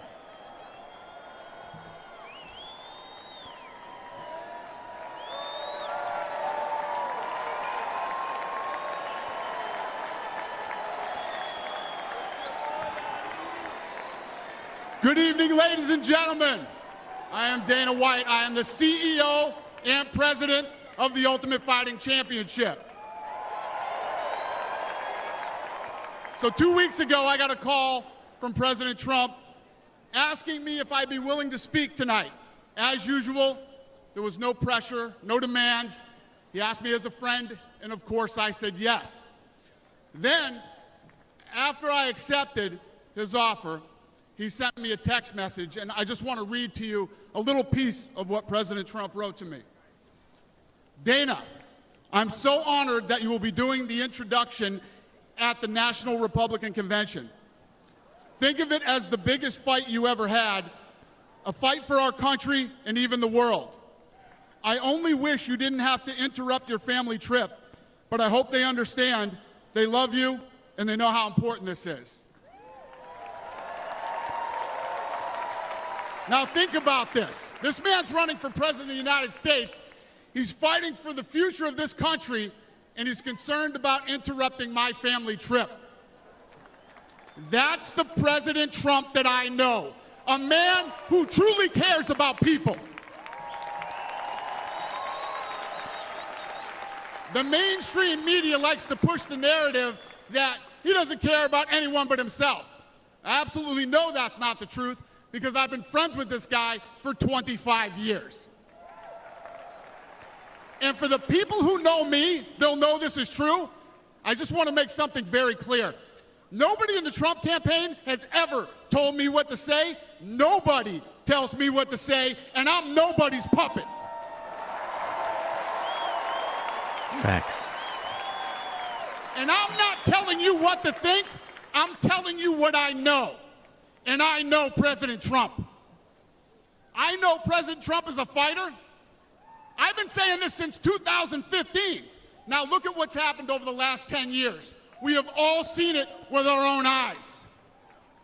I'm in the tough guy business. And this man is the toughest, most resilient human being that I've ever met in my life. The higher the stakes, the harder he fights, and this guy never, ever gives up. So what's at stake here? The answer is in President Trump's text, and I quote, "A fight for our country." I know why he's running for president again. Why else would he put himself through everything he's dealt with just to get back here? We all know he doesn't need this. This guy's got a great life, he has a beautiful family, and he has achieved everything that you could possibly achieve in life. I know President Trump is literally putting his life on the line for something bigger than himself, and he's willing to risk it all because he loves this country.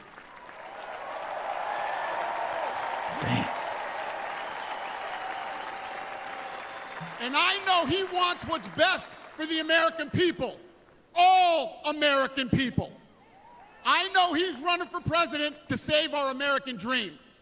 I'm living the American dream, and I know the American dream is very real. Whether you were born in this country or came here from someplace else, this is the last real land of opportunity.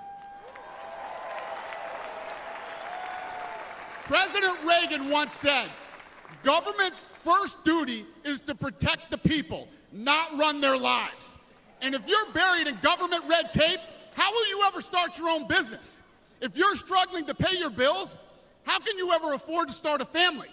And if you don't feel safe in your own town, why would you ever buy a house? I know that President Trump is fighting to save the American dream, and that's what's at stake in this election. We are choosing who we want to lead us in this fight.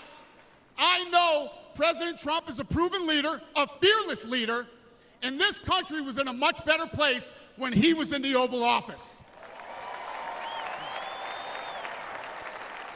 In my mind, the choice is clear. But this election, we all get to choose. I know I'm going to choose strength and security. I know I'm going to choose opportunity and prosperity. I know I'm going to choose real American leadership and a real American badass.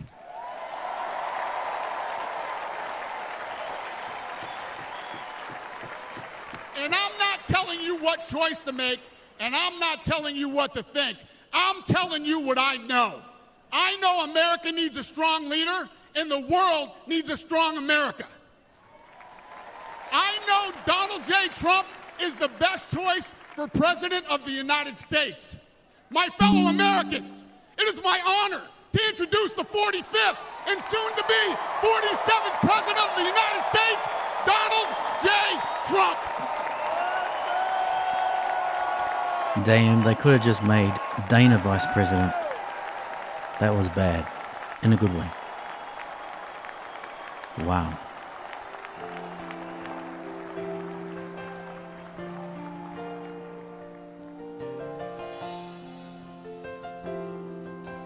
Amazing. That was right up there with Vivek's speech. Let me dip. And I had to start again. Just my children and my wife. Thank my lucky stars to be living here today. 'Cause our flag still stands for freedom, and they can't take that away. And I'm proud to be an American, where at least I know I'm free. And I won't forget the men who died, who gave that right to me. And I gladly stand up next to you and defend her still today.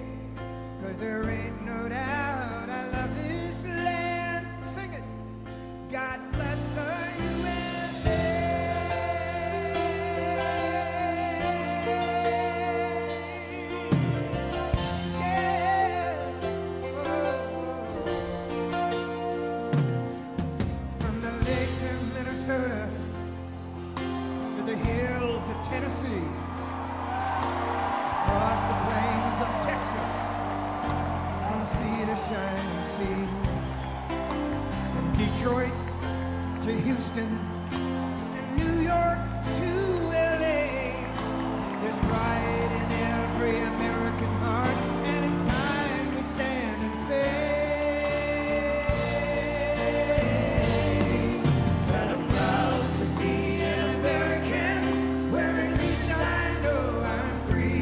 Damn, this guy can command a crowd.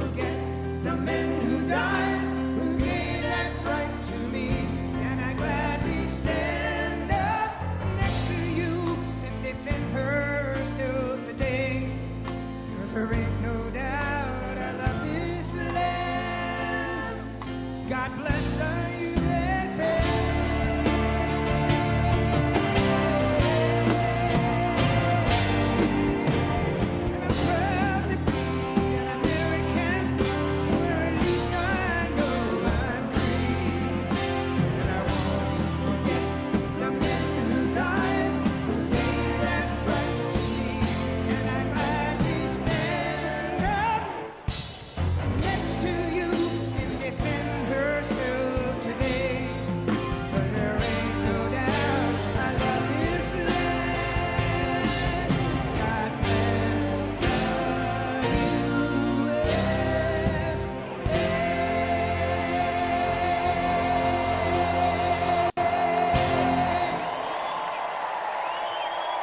Damn, amazing.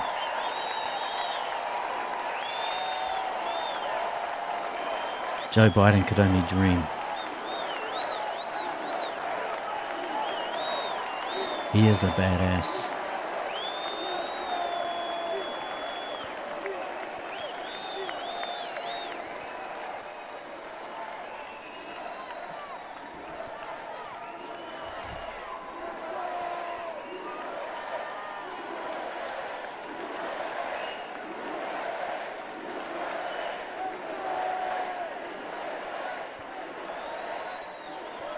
Thank you very much. Thank you very, very much. Wow. And thank you, Dana. Thank you, Kid Rock, sometimes referred to as Bob. And thank you, Lee, right from the beginning. Thank you very much. What a talent. What a beautiful, beautiful soul. Thank you. Friends, delegates, and fellow citizens, I stand before you this evening with a message of confidence, strength, and hope. 4 months from now, we will have an incredible victory, and we will begin the 4 greatest years in the history of our country. Together, we will launch a new era of safety, prosperity, and freedom for citizens of every race, religion, color, and creed. The discord and division in our society must be healed. We must heal it quickly. As Americans, we are bound together by a single fate and a shared destiny. We rise together or we fall apart. I am running to be president for all of America, not half of America, because there is no victory in winning for half of America. So tonight, with faith and devotion, I proudly accept your nomination for President of the United States. Thank you. Thank God.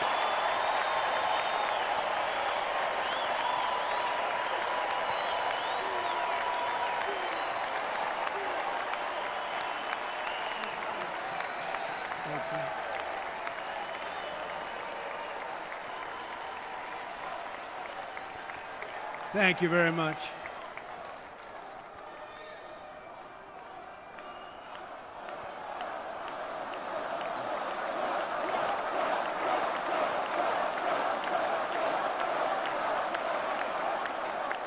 Thank you very much.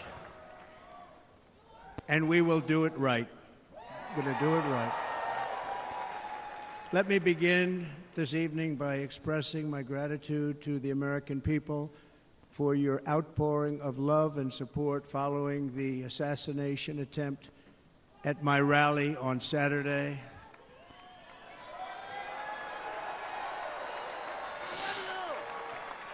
As you already know, the assassin's bullet came within a quarter of an inch of taking my life. So many people have asked me, what happened? Tell us what happened, please. And therefore, I will tell you exactly what happened and you'll never hear it from me a second time because it's actually too painful to tell. It was a warm, beautiful day in the early evening in Butler Township in the great Commonwealth of Pennsylvania. Music was loudly playing, and the campaign was doing really well. I went to the stage, and the crowd was cheering wildly. Everybody was happy. I began speaking very strongly, powerfully, and happily because I was discussing the great job my administration did on immigration at the southern border. We were very proud of it.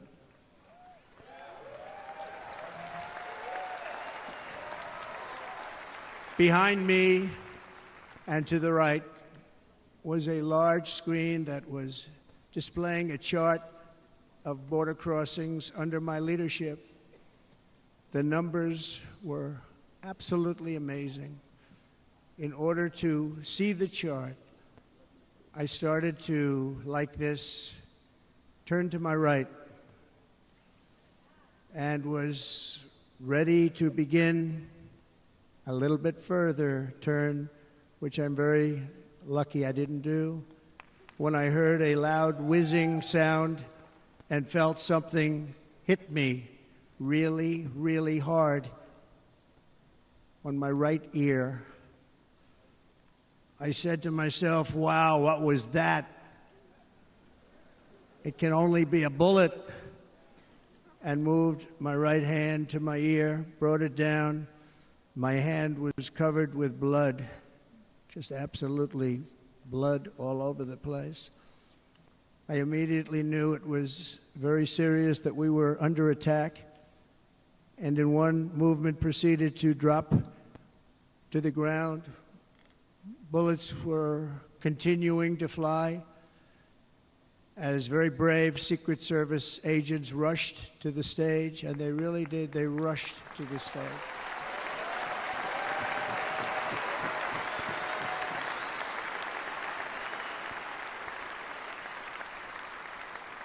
These are great people at great risk, I will tell you, and pounced on top of me so that I would be protected. There was blood pouring everywhere, and yet, in a certain way, I felt very safe because I had God on my side. I felt that.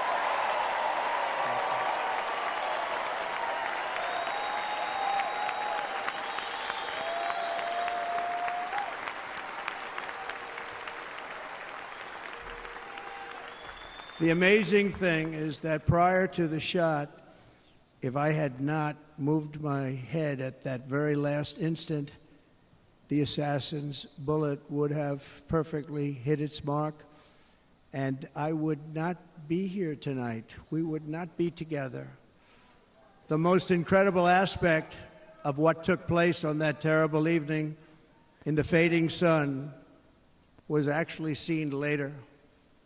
In almost all cases, as you probably know, and when even a single bullet is fired, just a single bullet, and we had many bullets that were being fired, crowds run for the exits or stampede, but not in this case. It's very unusual.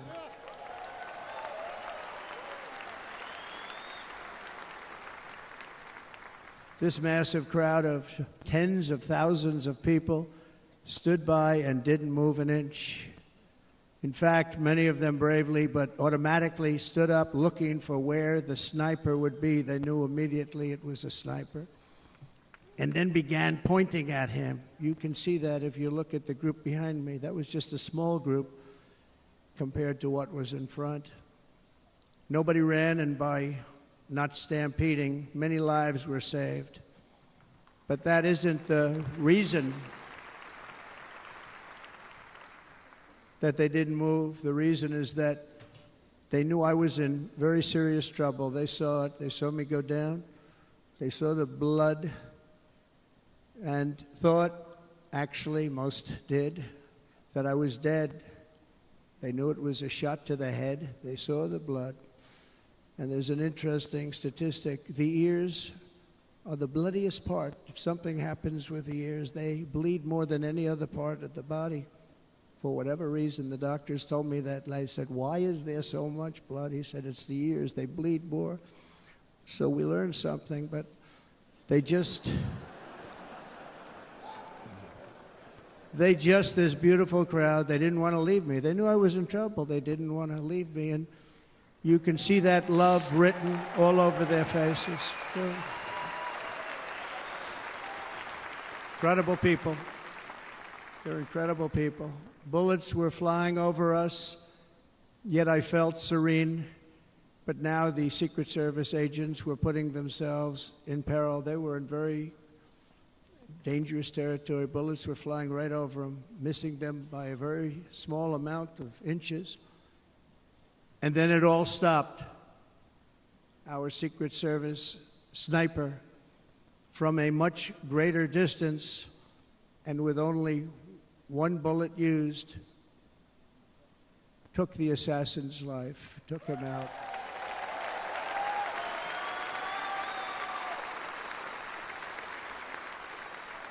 I'm not supposed to be here tonight. Not supposed to be here. Yeah.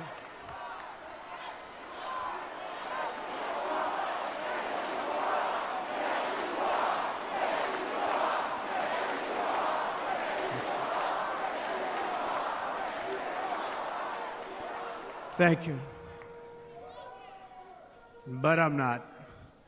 And I'll tell you, I stand before you in this arena only by the grace of Almighty God.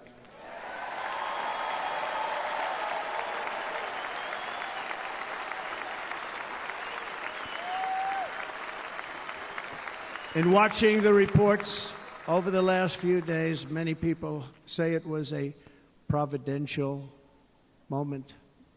Probably was. When I rose surrounded by Secret Service, the crowd was confused because they thought I was dead, and there was great, great sorrow. I could see that on their faces as I looked out. They didn't know I was looking out. They thought it was over. But I could see it, and I wanted to do something to let them know I was okay. I raised my right arm, looked at the thousands and thousands of people that were breathlessly waiting, and started shouting, "Fight, fight, fight."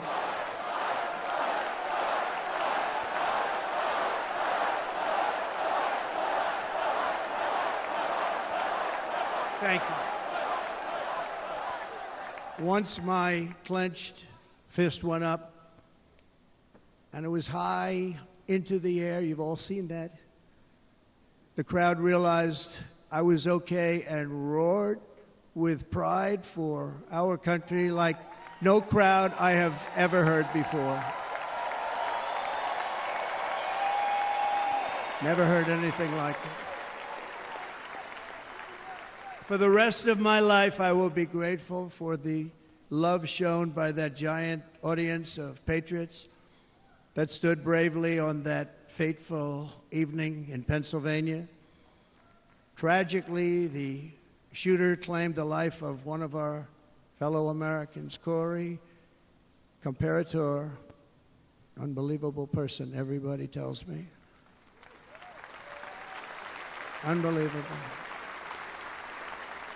And seriously wounded, two other great warriors. Spoke to them today.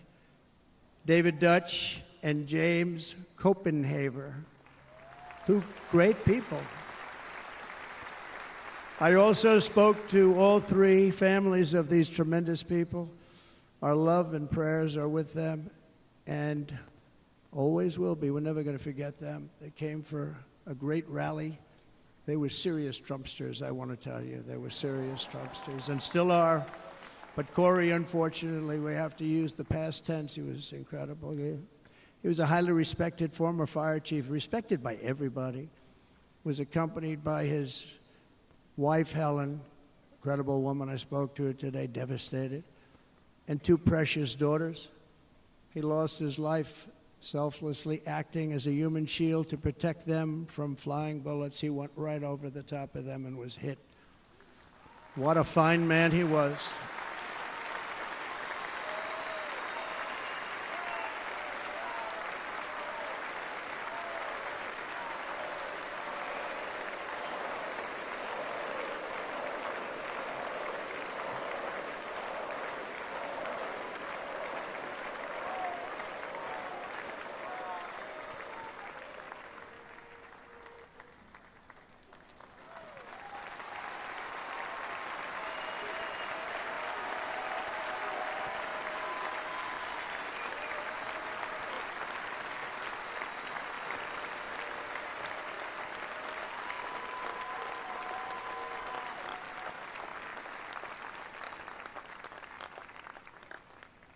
I want to thank the fire department and the family for sending his helmet, his outfit, and it was just something, and they're going to do something very special when they get it. But we did something which cannot match what happened, not even close.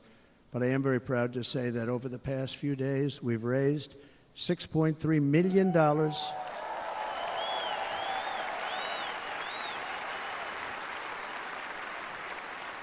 for the families of David, James, and Corey, including from a friend of mine just called up. He sent me a check right here. I just got it. $1 million from Dan Newland. Thank you, Dan. And again, when speaking to the family, I told them, I said, well, I'm going to be sending you a lot of money, but it can't compensate. They all said the same thing. You're right, sir. We appreciate so much what you're doing, but nothing can take the place in the case of Corey and the other two. By the way, they were very, very seriously injured, but now they're doing very well. They're going to be okay. They're going to be doing very well.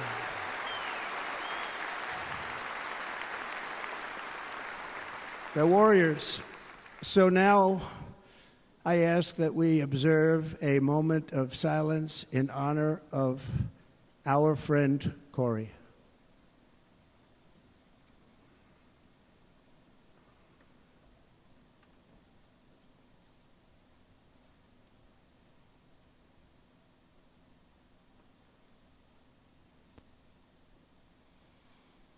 There is no greater love than to lay down one's life for others. This is the spirit that forged America in her darkest hours, and this is the love that will lead America back to the summit of human achievement and greatness. This is what we need. Despite such a heinous attack, we unite this evening more determined than ever. I am more determined than ever, and so are you. So is everybody in this room.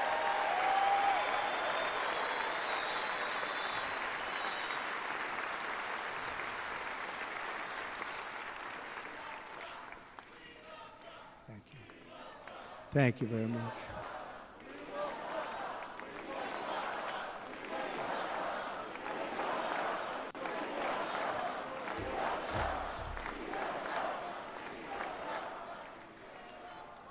Our resolve is unbroken and our purpose is unchanged to deliver a government that serves the American people better than ever before. Nothing will stop me in this mission because our vision is righteous and our cause is pure. No matter what obstacle comes our way, we will not break, we will not bend, we will not back down, and I will never stop fighting for you, your family, and our magnificent country. Never.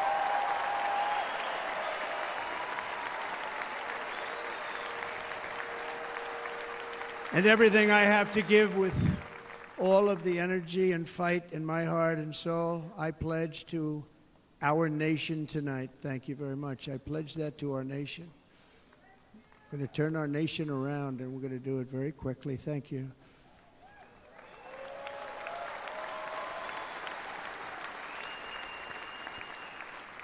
This election should be about the issues facing our country and how to make America successful, safe, free, and great again.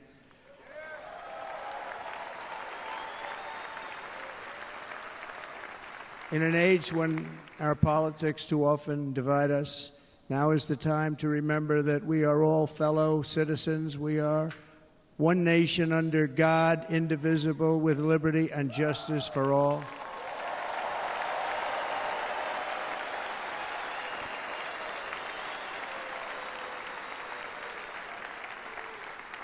And we must not criminalize dissent or demonize political disagreement, which is what's been happening in our country lately at a level that nobody has ever seen before.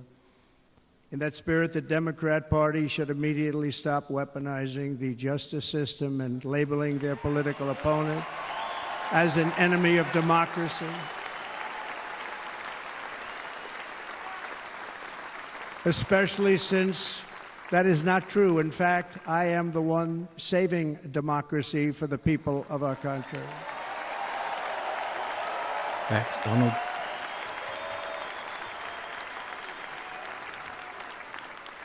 And very big news, as you probably just read. On Monday, a major ruling was handed down from a highly respected federal judge in Florida, Eileen Cannon, finding that the prosecutor and the fake documents case against me were totally unconstitutional, and the entire case was thrown out of court. With all of that publicity, thrown out of court. If Democrats want to unify our country, they should drop these partisan witch hunts, which I have been going through for approximately 8 years. And they should do that without delay and allow an election to proceed that is worthy of our people. We're going to win it anyway, but worthy of our people.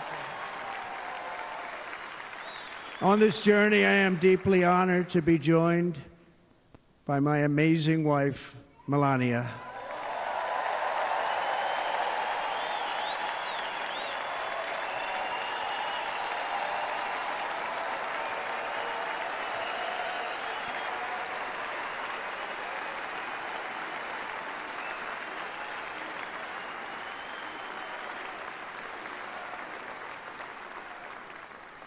And Melania, thank you very much. You also did something really beautiful, a letter to America calling for national unity, and it really took the Republican Party by surprise. I will tell you, it was beautiful.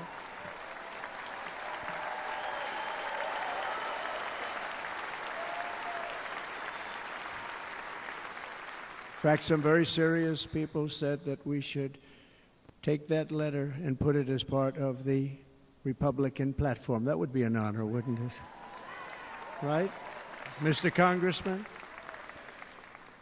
But it captivated so many, so I also want to thank my entire family for being here. Don, Kimberly, Ivanka and Jared, Eric and Lara, Tiffany and Michael, Barron. We love our Barron.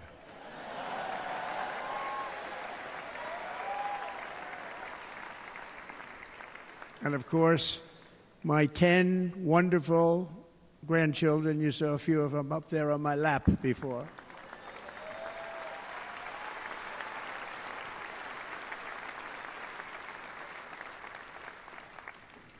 And how good was Dana? Was Dana good? I mean, was he good? He was on probably the only vacation he's had in about, maybe ever, because he works, but about 10 years with his wife, very far away. I won't tell you where, but very, very far away, beautiful place. And my people called, and he said, I won't be able to do it. This is many, many years. I promised my wife I can't do it. And they came in, they said, Dana won't be able to do it, because he was my first, second, and third choice. I said, well, that's too bad, but I understand he's away, and it's good. It's good for him. And that was it. About 30 minutes later, she came back in, sir, Dana just called. He's going to do it. And his wife, she said, you can't turn him down. You just can't do it. You have to go. That's a good wife.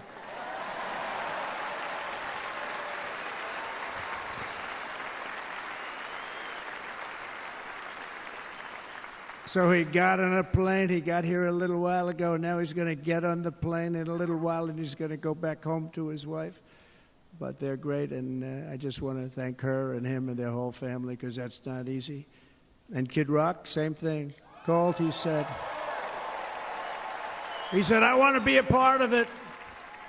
I want to be a part, because, you know, Kid does his great song, Big, Big Monster song. I had no idea. You know, he became a friend of mine over the last 10 years.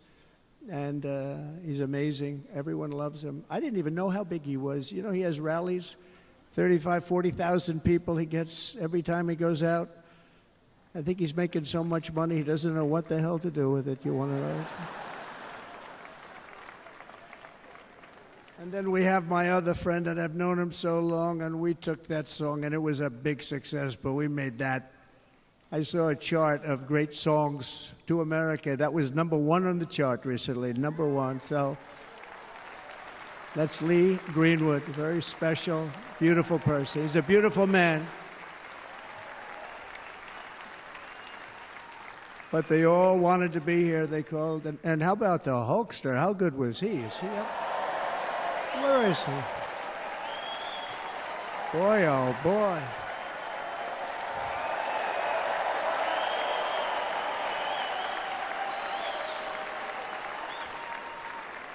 You know, they may call that entertainment. I know about entertainment, but when he used to lift a 350-pound man over his shoulders and then bench press him 2 rows into the audience, I say, maybe entertainment, but he is one strong son of a gun. I will tell you, I watched it many times. There aren't a lot of entertainers that can do that, right? You were fantastic. Thank you very much.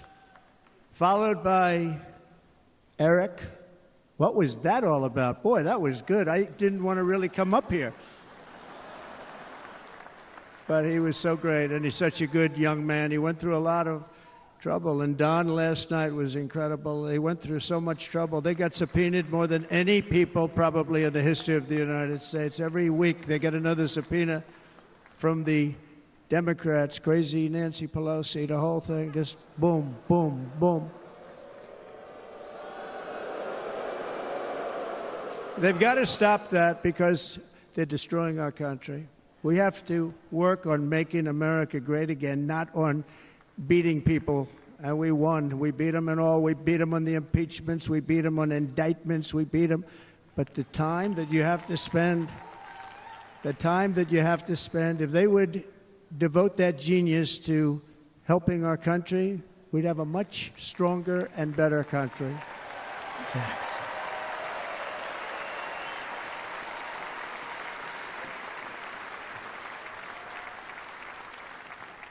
And Jason, the biggest star in country music. Jason, thank you for being here. Jason, thank you very much. Jason Aldean, he's good. I like his wife even better, by the way. She's here. Thank you, Jason. But I'm thrilled to have a new friend and partner fighting by my side. The next Vice President of the United States, the current Senator from Ohio, J.D. Vance, and his incredible wife, Usha.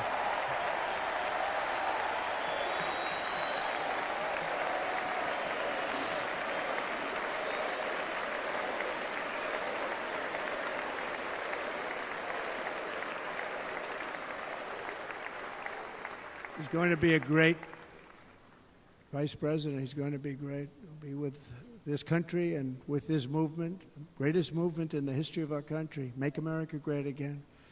When they criticize it, they say, we're going to try and stop MAGA. I said, MAGA is Make America Great Again. What are you going to stop? There's nothing to stop. Then they say, oh, that's right. It's very tough to fight it.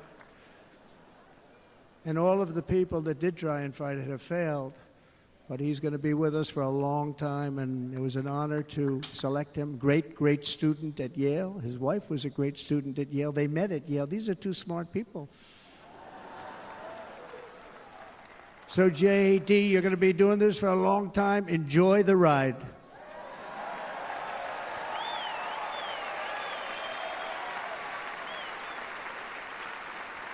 And a very special thank you to the extraordinary people of Milwaukee and the great state of... Oh, there they are. There they are. You are so easy to spot.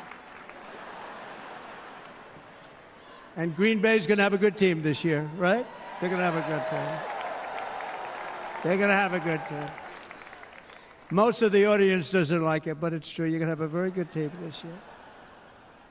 And by the way, Wisconsin, we are spending over $250 million here creating jobs and other economic development all over the place. So I hope you will remember this in November and give us your vote. I am trying to buy your vote. I'll be honest about that.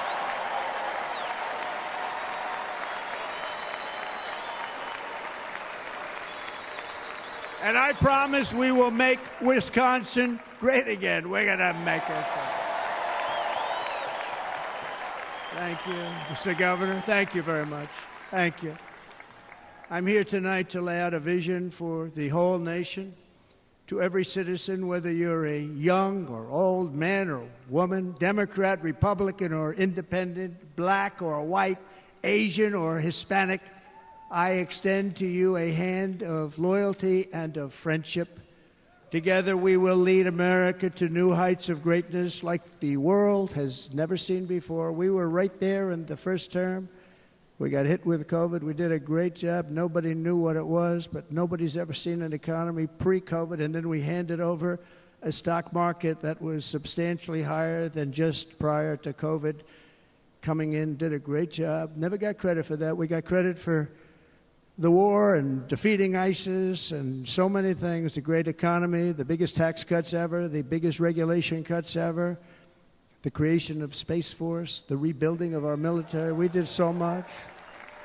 We did so much. Right to try. Right to try is a big deal. We got right to try. They were trying to get that for 52 years. Somebody's terminally ill. And hopefully there's nobody in this audience, but it does happen a lot. They're terminally ill and they can't use our new space-age drugs and other things that we are way ahead. We have the greatest doctors in the world, the greatest laboratories in the world, and you can't do it. They've been trying to get that approved for 52 years. Wasn't that easy? The insurance companies didn't want to do it. They didn't want the risk. The labs didn't want to do it because if it didn't work, people are pretty far down the line toward death.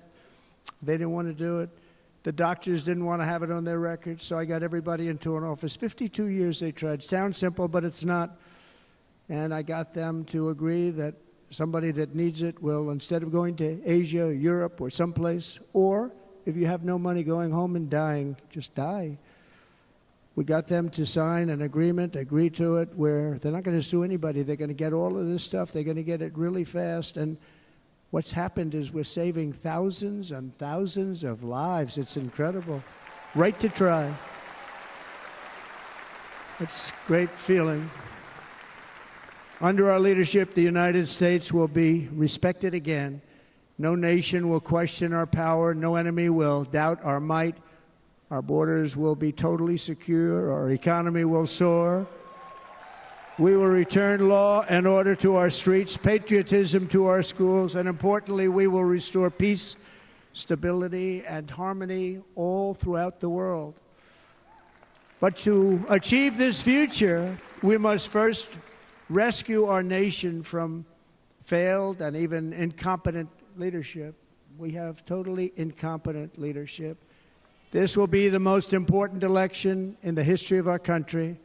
Under the current administration, we are indeed a nation in decline. We have an inflation crisis that is making life unaffordable, ravaging the incomes of working and low-income families, and crushing, just simply crushing our people like never before. They've never seen anything like it. We also have an illegal immigration crisis, and it's taking place right now as we sit here in this beautiful arena. It's a massive invasion at our southern border that has spread misery, crime, poverty, disease, and destruction to communities all across our land. Nobody's ever seen anything like it. Then there's an international crisis, the likes of which the world has seldom been part of. Nobody can believe what's happening. War is now raging in Europe and the Middle East. A growing specter of conflict hangs over Taiwan, Korea, the Philippines, and all of Asia. And our planet is teetering on the edge of World War III. And this will be a war like no other war because of weaponry. The weapons are no longer army tanks going back and forth shooting at each other. These weapons are obliteration. It's time for a change. This administration can't come close to solving the problems. We're dealing with very tough, very fierce people. They're fierce people. And we don't have fierce people. We have people that are a lot less than fierce, except when it comes to cheating on elections and a couple of other things. Then they're fierce. Then they're fierce. So tonight, I make this pledge to the great people of America. I will end the devastating inflation crisis immediately, bring down interest rates, and lower the cost of energy. We will drill, baby, drill.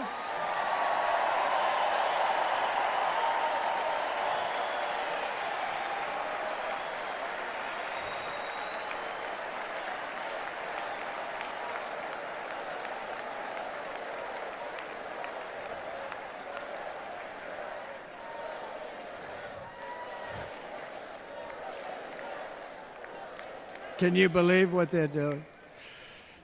But by doing that, we will lead a large-scale decline in prices. Prices will start to come down. Energy raised it. They took our energy policies and destroyed them. Then they immediately went back to them, but by that time, so much was lost.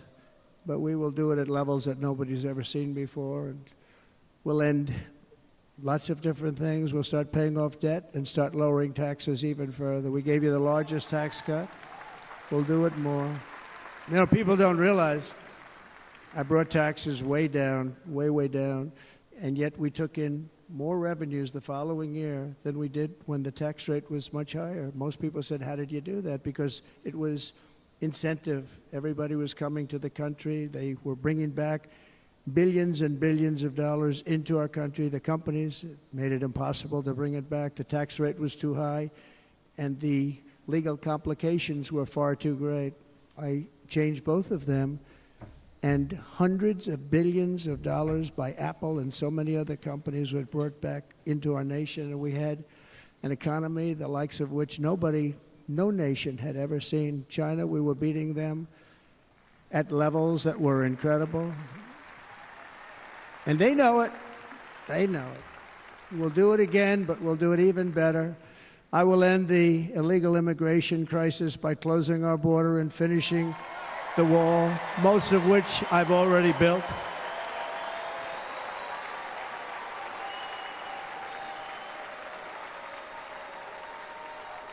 On the wall, we were dealing with a very difficult Congress. And I said, oh, that's okay. We won't go to Congress. I call it an invasion. We gave our military almost $800 billion. I said, I'm going to take a little of that money because this is an invasion. And we built, most of the wall is already built. And we built it through using the funds because what's better than that? We have to stop the invasion into our country that's killing hundreds of thousands of people a year. We're not going to let that happen. I will end every single international crisis that the current administration has created, including the horrible war with Russia and Ukraine, which would have never happened if I was president, and the war caused by the attack on Israel, which would have never happened if I was president. Iran was broke. Iran had no money. Now Iran has $250 billion. They made it all over the last 2.5 years. They were broke. I watched the other day on a show called Deface the Nation. Has anyone seen it? And they had a congressman who was a Democrat say, well, whether you like him or not, Iran was broke dealing with Trump. I told China and other countries, if you buy from Iran, we will not let you do any business in this country, and we will put tariffs on every product you do send in of 100% or more. And they said to me, well, I think that's about it. They weren't going to buy any oil. And they were ready to make a deal. Iran was going to make a deal with us. And then we had that horrible, horrible result that we'll never let happen again. The election result, we're never going to let that happen again. They used COVID to cheat. We're never going to let it happen again. And they took off all the sanctions and they did everything possible for Iran. And now Iran is very close to having a nuclear weapon, which would have never happened. This is a shame what this administration, the damage that this administration has done. And I say it often, if you took the 10 worst presidents in the history of the United States, think of it, the 10 worst, added them up, they will not have done the damage that Biden has done. I'm only going to use the term once. Biden. I'm not going to use the name anymore, just one time. The damage that he's done to this country is unthinkable. It's unthinkable. Together we will restore vision, strength, competence, and we're going to have a thing called common sense making most of our decisions, actually. It's all common sense. Just a few short years ago, under my presidency, we had the most secure border and best economy in the history of our country, in the history of the world. We had the greatest economy in the history of the world. We had never done anything like it. We were beating every country, including China, by leaps and bounds. Nobody had seen anything like it. We had no inflation. Soaring incomes were going. Nobody can believe it. You can't believe what happened 4 years ago is happening now in reverse. And the world was at peace. Inflation has been a killer for our country. No matter what you make it doesn't matter because inflation is eating you alive. People that were putting away money, they were making great wages, the highest they've ever made, but they were putting away a lot of money. Now they are just being destroyed. They're not putting away anything. They're barely living. They're going into savings accounts. They're taking out their money to live because of inflation. Inflation, remember, it's called a country buster. You can go back to Germany from 100 years ago. You can go back to any country that suffered great inflation. We've suffered the worst inflation we've ever had. But go back and see what's happened to those countries. We've had the worst inflation we've ever had under this person. But in less than 4 years, our opponents have turned incredible success into unparalleled tragedy and failure. It's been a tremendous failure. Today, our cities are flooded with illegal aliens. Americans are being squeezed out of the labor force and their jobs are taken. And by the way, you know who's taking the jobs that are created? 107% of those jobs are taken by illegal aliens. And you know who's being hurt the most by millions of people pouring into our country? The black population and the Hispanic population, because they're taking the jobs from our black population, our Hispanic population, and they're also taking them from unions. The unions are suffering because of it. Thank you. Thank you. I like you too. Thank you very much. Inflation has wiped out the life savings of our citizens and forced the middle class into a state of depression and despair. That's what it is. It's despair and depression. We cannot and will not let this continue. Less than 4 years ago, we were a great nation, and we will soon be a great nation again. We're going to be a great nation again.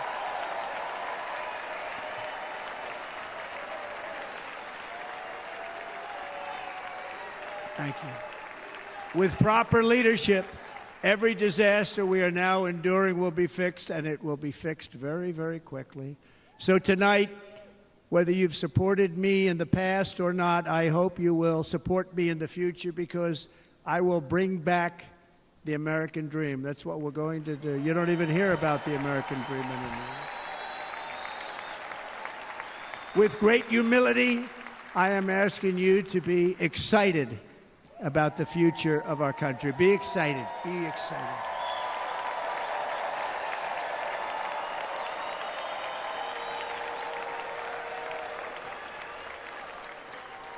And by the way, the news reports, look at all of those big networks. Look at them. They're all here. But every one of them has said this could be the most organized, best run, and most enthusiastic convention of either party that they've ever seen. Every single one.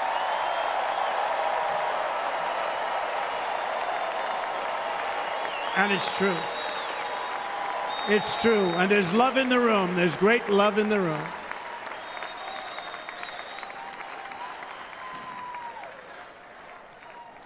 So I better finish strong.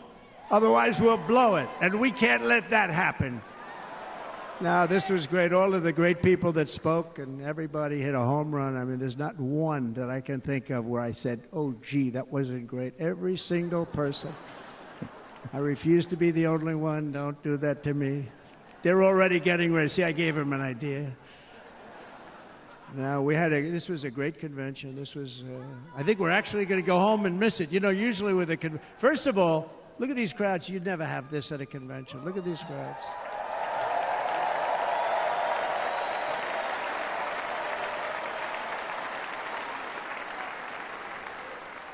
Love, it's about love. This week, the entire Republican Party has formally adopted an agenda for America's renewal, and you saw that agenda, and it's very short compared to the long, boring, meaningless agendas of the past, including the Democrats. They write these things that are hundreds of pages long, and they never read them after they're done.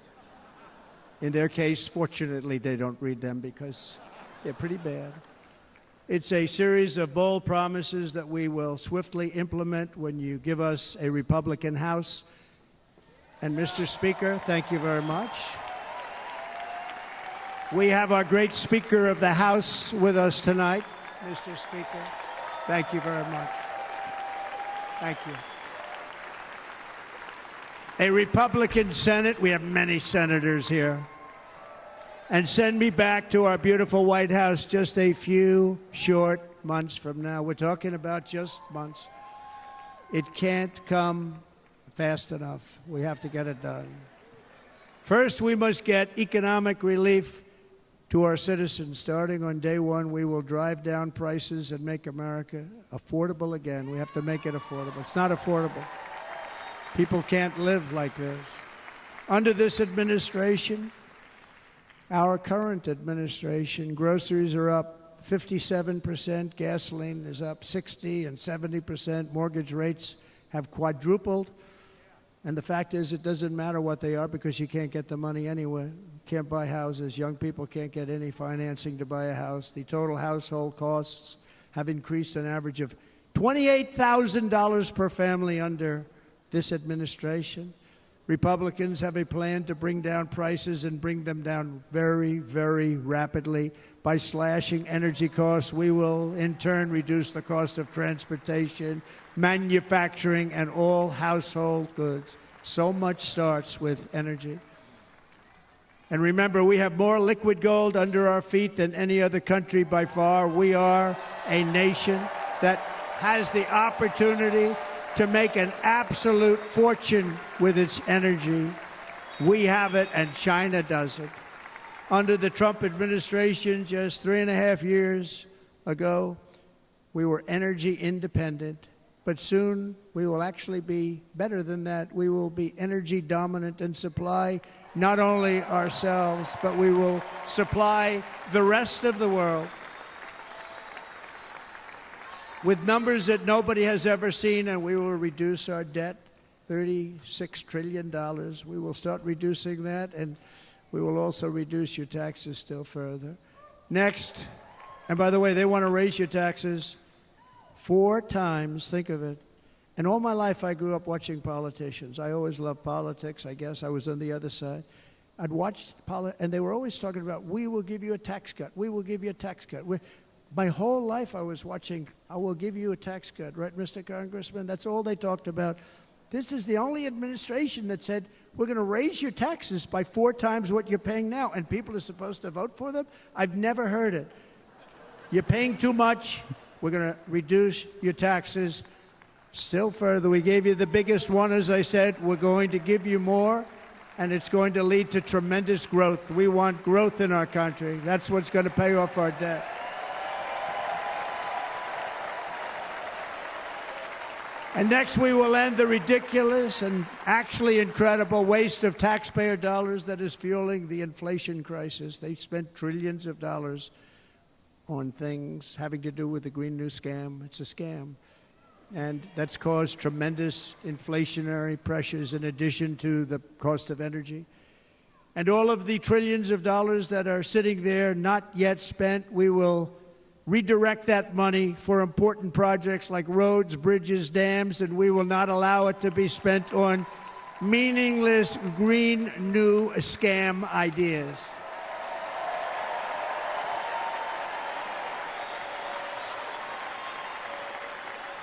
And I will end the electric vehicle mandate on day one.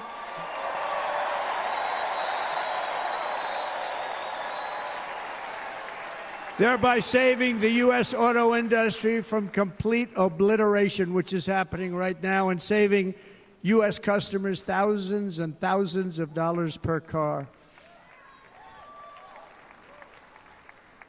And right now, as we speak, large factories just started are being built across the border in Mexico. So with all the other things happening on our border, and they're being built by China to make cars and to sell them into our country. No tax, no anything. The United Auto Workers ought to be ashamed for allowing this to happen. And the leader of the United Auto Workers should be fired immediately. And every single auto worker, union and non-union, should be voting for Donald Trump because we're going to bring back car manufacturing and we're going to bring it back fast.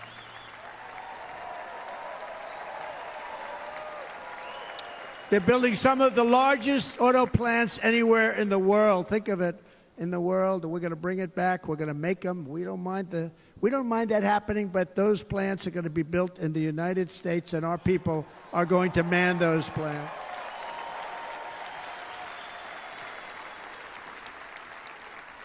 And if they don't agree with us, we'll put a tariff of approximately 100 to 200% on each car, and they will be unsellable in the United States. We have long been taken advantage of by other countries. And think of it, oftentimes these other countries are considered so-called allies. They've taken advantage of us for years. We lose jobs, we lose revenue, and they gain everything and wipe out our businesses, wipe out our people. I stopped it for 4 years. I stopped it. And we're really ready to make changes like nobody had seen before. And remember, USMCA, I got rid of NAFTA, the worst trade deal ever made, and replaced it with USMCA, which is, they say, the best trade deal ever made. Actually, probably the best trade deal was the deal I made with China, where they buy $50 billion worth of our product. They were buying nothing. They buy $50 billion worth. They had to. But I don't even talk about it because of COVID. I don't even mention it, frankly, because of what happened with the China virus.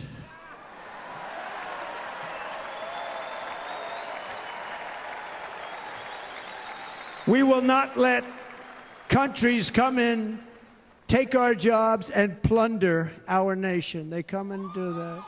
They plunder our nation. The way they will sell their product in America is to build it in America. Very simple. Build it in America and only in America.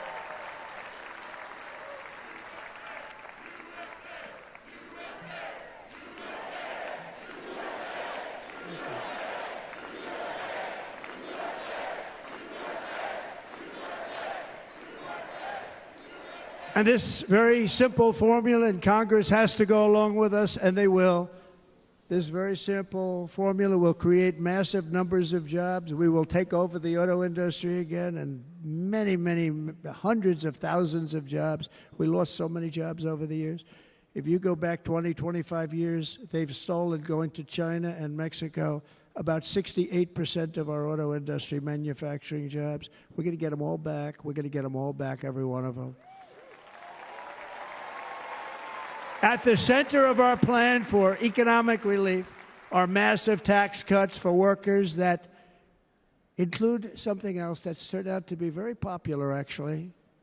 Here it's very popular in this building and all those hotels that I saw that are so nice. I'm staying in a nice one. It's called no tax on tips. No tax on tips. No tax on tips.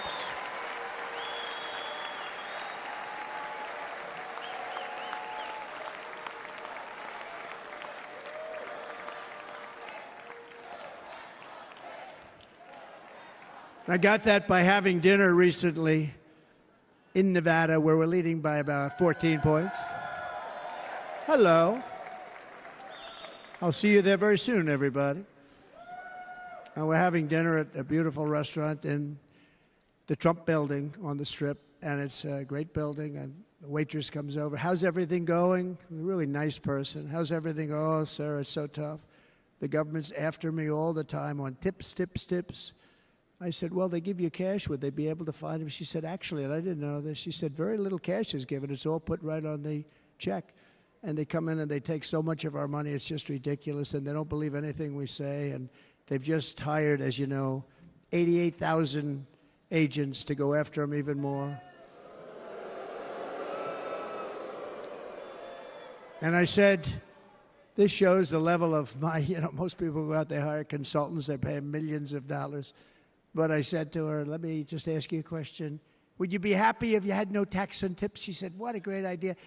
I got my information from a very smart waitress. That's better than spending millions of dollars. And everybody loves it. Waitresses and caddies and drivers and everybody. It's a large group of people that are being really hurt badly. They make money, let them keep their money.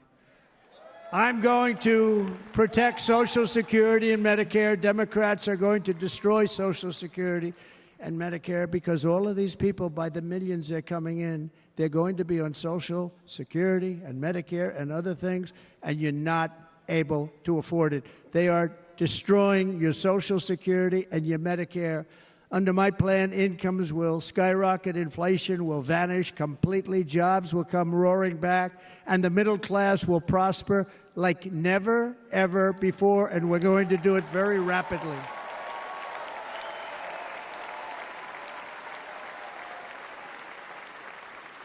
But no hope or dream we have for America can succeed unless we stop the illegal immigrant invasion, the worst that's ever been seen anywhere in the world. There's never been an invasion like this anywhere. Third world countries would fight with sticks and stones not to let this happen. The invasion at our southern border, we will stop it, and we will stop it quickly. You heard Tom Homan yesterday. Tom Homan, put him in charge and just sit back and watch. Brandon Judd of Border Patrol, he's incredible. These guys, they really, their job is a lot easier if they don't have to do anything, but they want to. They're patriots. Brandon Judd, Border Patrol, ICE. ICE goes out. You have to see what ICE does with MS-13. You have these are probably the worst gang, and ICE goes in there. And I know a lot of people in these rows here, and they're very tough people, but they don't want to do this job. They'll go into a pack of MS-13 killers. They're the worst, probably the worst gangs in the world. And we have thousands of them. I moved thousands and thousands out in my 4 years. We moved them out, and it was a pleasure. But ICE would go right into a pack of these killers, and you see fists flying, you see everything flying, and then they take them. They put them in a paddy wagon. They take them back, and they get them out of our country. And the other countries weren't accepting them back, and I called up, and I said, tell them that we're not giving them economic aid anymore. And the next day, I got calls from all of these countries that were terminated. Billions of dollars we spend on economic aid to countries that does us, frankly, no good. And the next day, I was called by everybody. I couldn't take all the calls. Sir, what's the problem? I said, you won't take your killers back that you sent in caravans into America. You won't take them back. Well, sir, if you'd like us to, we would give very serious consideration to doing that. And within 24 hours, they were being taken back. For years and years, when I first came in, they said President Obama tried to get him to go back, and they wouldn't accept him. They'd put planes on the runway so you couldn't lead the plane. They'd close the road so you couldn't take the buses. They'd all have to turn back. As soon as I said no more economic aid of any kind to any country that does that, they called back and they said, sir, it would be our great honor to take MS-13. We love them very much. We love them very much, sir. We'll take them back. At the heart of the Republican platform is our pledge to end this border nightmare and fully restore the sacred and sovereign borders of the United States of America, and we're going to do that on day one.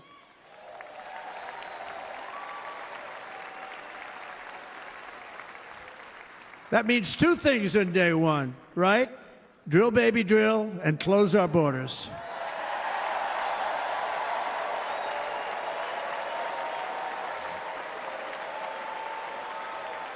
And by the way, and I think everybody as a Republican, as a patriot in this room, and most Democrats, we want people to come into our country, but they have to come into our country legally. Legally.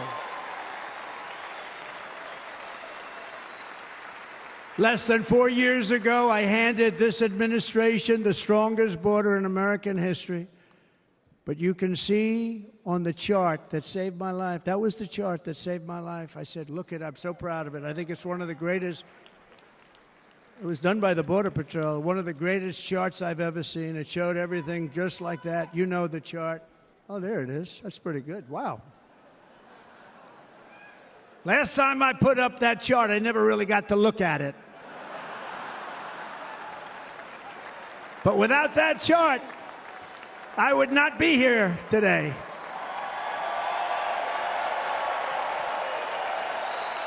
Never got to look at it.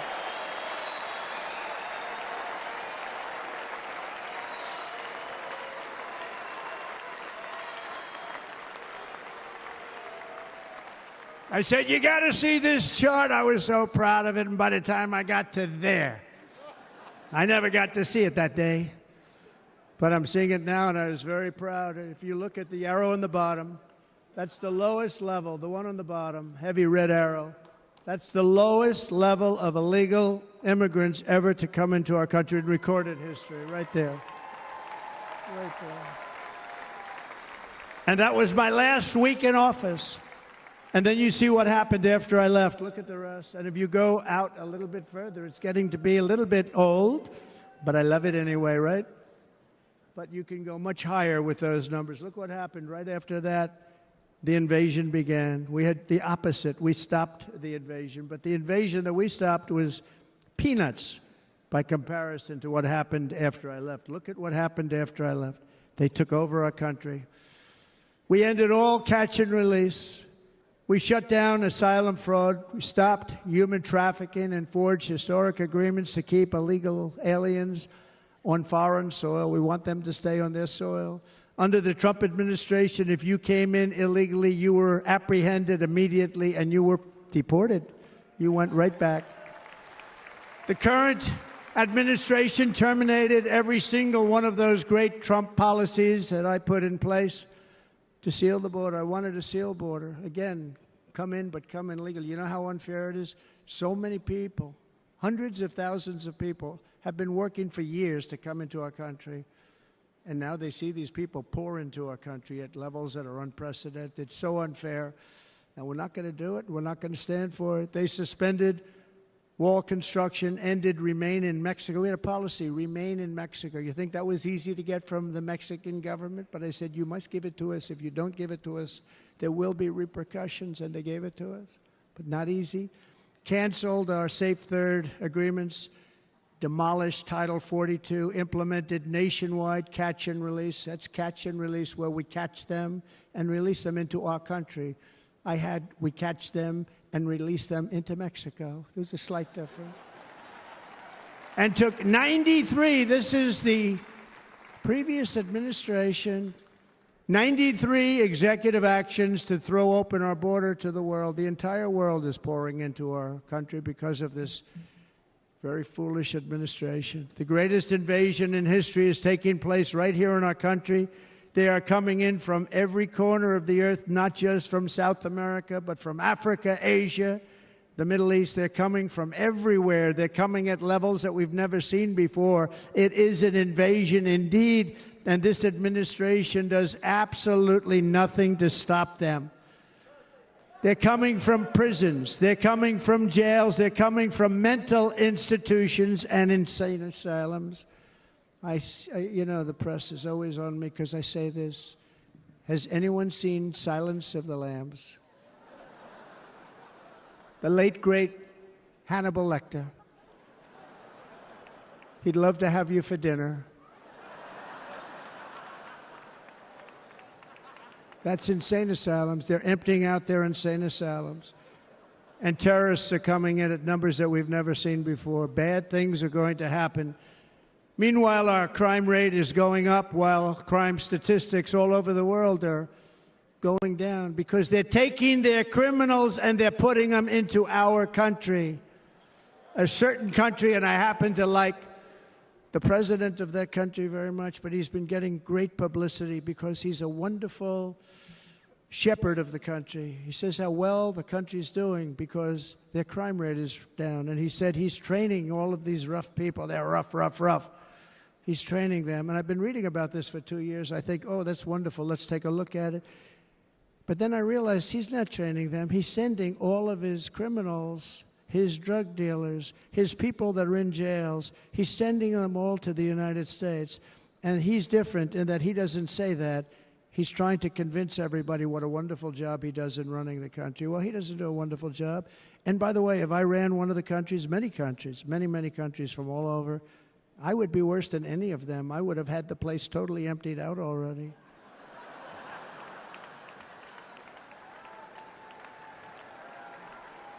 But we become a dumping ground for the rest of the world, which is laughing at us. They think we're stupid.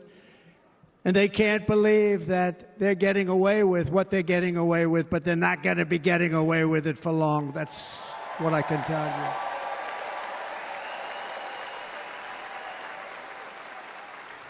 you. In Venezuela, Caracas, high crime. Caracas, Venezuela. Really a dangerous place, but not anymore. Because in Venezuela, crime is down 72%. In fact, if they would ever win this election, I hate to even say that, we will have our next Republican convention in Venezuela because it will be safe. Our cities will be so unsafe, we won't be able. We will not be able to have it there. In El Salvador, murders are down by 70%. Why are they down? Now, he would have you convinced that because he's trained murderers to be wonderful people. No. They're down because they're sending their murderers to the United States of America. This is going to be very bad. And bad things are going to happen, and you're seeing it happen all the time. That's why, to keep our families safe, the Republican platform promises to launch the largest deportation operation in the history of our country. Even larger than that of President Dwight D. Eisenhower from many years ago. You know, he was a moderate, but he believed very strongly in borders. He had the largest deportation operation we've ever had. Just recently, I spoke to the grieving mother of Jocelyn Nungary, a wonderful woman, a precious 12-year-old girl from Houston who last month was tied up, assaulted, and strangled to death after walking to the convenience store just a block away from her house. Her body was dumped near the side of the road in a shallow creek, found by some onlookers who couldn't believe what they had witnessed. Charged with Jocelyn's heinous murder are 2 illegal aliens from Venezuela who came across our border, were in custody, and were then released into the country by this horrible, horrible administration that we have right now. I also met recently with the heartbroken mother and sister of Rachel Morin. Rachel was a 37-year-old mom of 5 beautiful children who was brutally raped and murdered while out on a run. She wanted to keep herself in good shape. It was very important to her. She was murdered. The monster responsible first killed another woman in El Salvador before he was led into America by the White House. This White House let them in. He then attacked a 9-year-old girl and her mother in a home invasion in Los Angeles before murdering Rachel in Maryland. Traveled all throughout the country, doing tremendous damage. Rachel's mother will never be the same. I spent time with her. She will never be the same. I've also met with the wonderful family of Laken Riley, the brilliant 22-year-old nursing student. She was so proud of being first in her class, who was out for a jog on the campus of the University of Georgia when she was assaulted, beaten, and horrifically killed. Yet another American life was stolen by a criminal alien set free by this administration. And these were incredible people we're talking about. These were incredible people who died. Tonight, America, this is my vow. I will not let these killers and criminals into our country.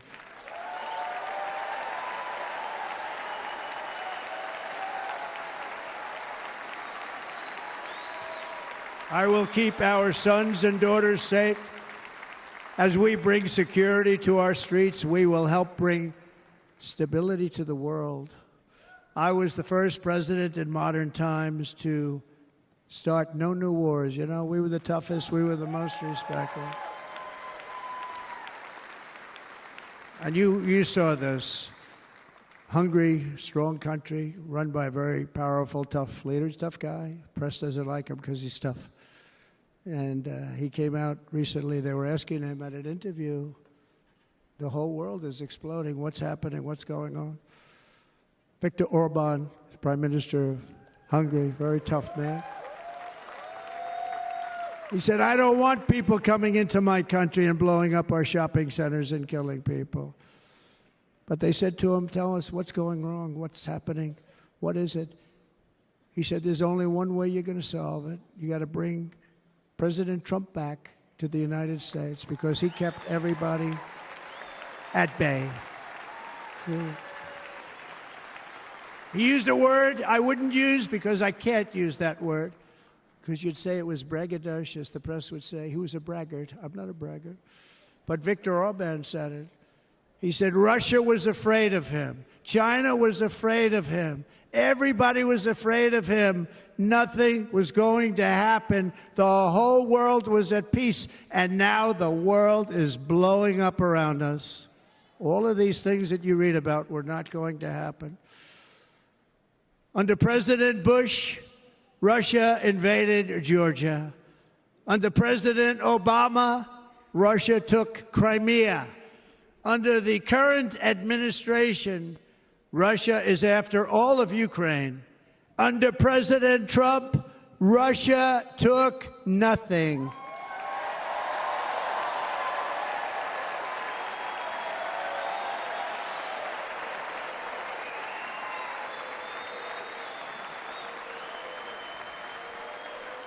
We defeated 100% of ISIS in Syria and Iraq, something that was said to take 5 years, sir. It'll take 5 years, sir. We did it in a matter of a couple of months. We have a great military. Our military is not woke. It's just some of the fools on top that are woke.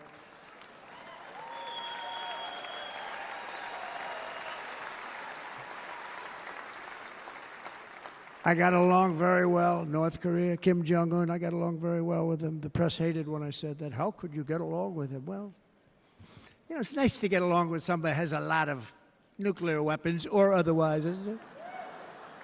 See, in the old days, they'd say, that's a wonderful thing. Now they say, how can you possibly do that? But no, I got along with him, and we stopped the missile launches from North Korea. Now North Korea is acting up again, but when we get back, I get along with him. He'd like to see me back, too. I think he misses me, if you want to know the truth. Our opponents inherited a world at peace and turned it into a planet of war. We're in a planet of war. Look at that attack on Israel. Look at what's happening with Ukraine. The cities are just bombed out. How can people live like that where buildings, massive buildings, are falling to the ground? It began to unravel with the disastrous withdrawal from Afghanistan, the worst humiliation in the history of our country. We have never had a humiliation like that. 13 heroic U.S. service members were tragically and needlessly killed. 45 others were horrifically wounded. Nobody ever talks about them. No arms, no legs, face explosions, horrifically wounded. And by the way, we have a man in this room who's running for the U.S. Senate from a great state, Nevada, named Sam Brown, who paid the ultimate price. Thank you, Sam. Thank you, Sam. Thank you. He paid the biggest price probably ever paid by anybody that is running for office, and I think he's going to do great. He's running against a person that is not good, not respected, a total lightweight.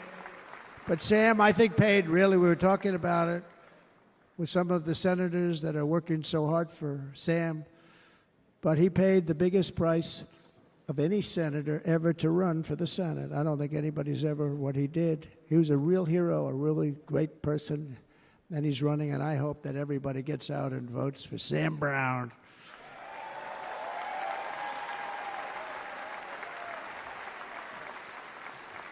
And we also left behind $85 billion worth of military equipment, along with many American citizens were left behind. Many, many American citizens, emboldened by that disaster, Russia invaded Ukraine. They saw this group of people that were incompetent. We took the soldiers out first. No, we're going to take the soldiers out second. If they would have followed my plan, we had a great plan. But the plan only kicked in if they did everything perfectly, and they weren't doing things perfectly, so we said it doesn't kick in. You know, 18 months in Afghanistan, we didn't have one, so they were killing them left and right, snipers. And I spoke to the head of the Taliban. You've heard this story. Abdul, still there, still the head of the Taliban. The press got on me, why would you speak to him? I said, because that's where the killing is. I don't have to speak to somebody that has nothing to do with it. And I told him, don't ever do that. Don't ever do that again. Don't ever, ever do that again. You've got to stop. Because during the Obama administration, many great people and soldiers, but a lot of soldiers were being killed from long distance. I said, if you keep doing that, you're going to be hit harder than anybody's ever been hit by a country before.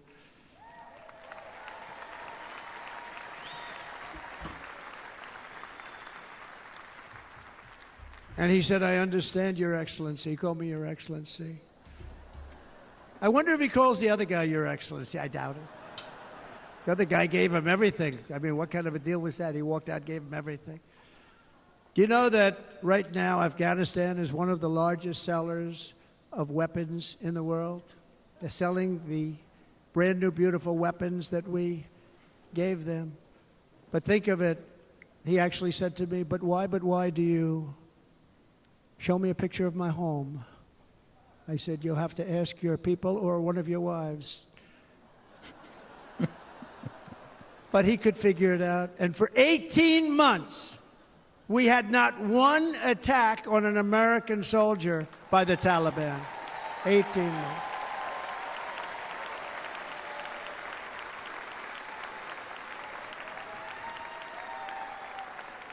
And then we had that horrible day where soldiers were killed. I was not there because of a ridiculous election. But we had that horrible attack. And they also gave up Bagram, one of the biggest bases anywhere in the world, air bases anywhere in the world, the longest runways, most powerful, hardened, thickened runways. We gave it up. And I liked it not because of Afghanistan. I liked it because of China. It's 1 hour away from where China makes their nuclear weapons. And you know who has it now? China has it now. We were keeping that. And now China is likewise circling Taiwan, and Russian warships and nuclear submarines are operating 60 miles off the coast in Cuba. Do you know that? No, the press refuses to write about it. If that were me running this country and we had nuclear submarines in Cuba, I will tell you that headlines every day would be, what's wrong with our president? You don't even hear this. You're not hearing about this. Russia has nuclear submarines and warships 60 miles away, Mr. Congressman, from Miami, by the way, happens to be here. Correct? In Cuba. And that would not be stood for if it were somebody else. They don't want to mention it, but now maybe they will. And the entire world, I tell you this, we want our hostages back, and they better be back before I assume office. Well, you will be paying a very big price.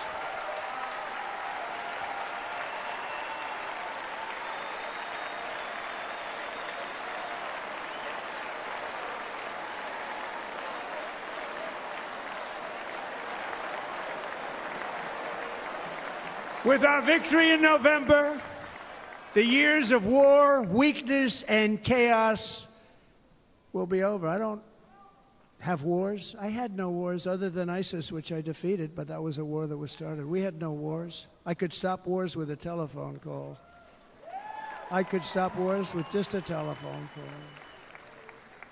If properly stated, it would never start. We will replenish our military and build an Iron Dome missile defense system to ensure that no enemy can strike our homeland. And this great Iron Dome will be built entirely in the USA. We're going to build it in the USA. And Wisconsin, just like I gave you that massive ship contract, and you're doing a very nice job, Governor, right? Thank you, Governor. And they're doing a great job. In fact, I had a little design change, and we gave them a tremendous for essentially what we used to call destroyers.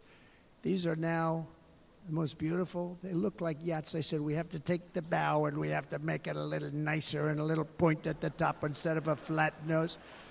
And the people at the shipyard said, this guy sort of knows what he's doing. We have the most beautiful ships, right, Governor? And everybody sitting over there. And it was a big contract that everybody wanted. I gave it to Wisconsin, but we're going to have a lot of that built right here in the state of Wisconsin and all other states. Israel has an Iron Dome. They have a missile defense system. 342 missiles were shot into Israel, and only one got through a little bit. It was badly wounded. It fell to the ground, but most of them are. And Ronald Reagan wanted this many years ago, but we really didn't have the technology many years ago. Remember, they called it Starship, spaceship, anything to mock him. But he was a very good president, very, very good. But now we have unbelievable technology. And why should other countries have this and we don't? No, we're going to build an Iron Dome over our country, and we're going to be sure that nothing can come and harm our people. And again, from an economic development standpoint, we're going to make it all right here. No more sending it out to other countries in order to help. It's America first. America first. We will unleash the power of American innovation.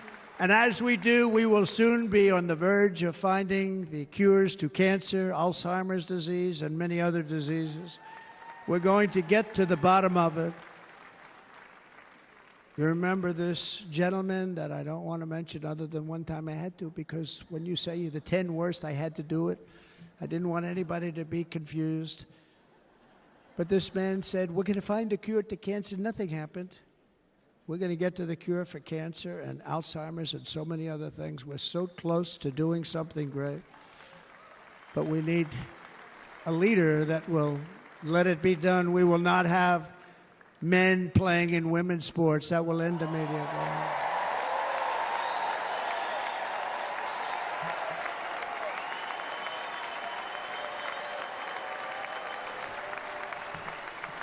And we will restore and renovate our nation's once great cities, making them safe, clean, and beautiful again. And that includes our nation's capital, which is a horrible killing field. So many things. They leave from Wisconsin, they go to look at the Washington Monument, they end up getting stabbed, killed, or shot. We will be very soon very proud of our capital, again, Washington, D.C.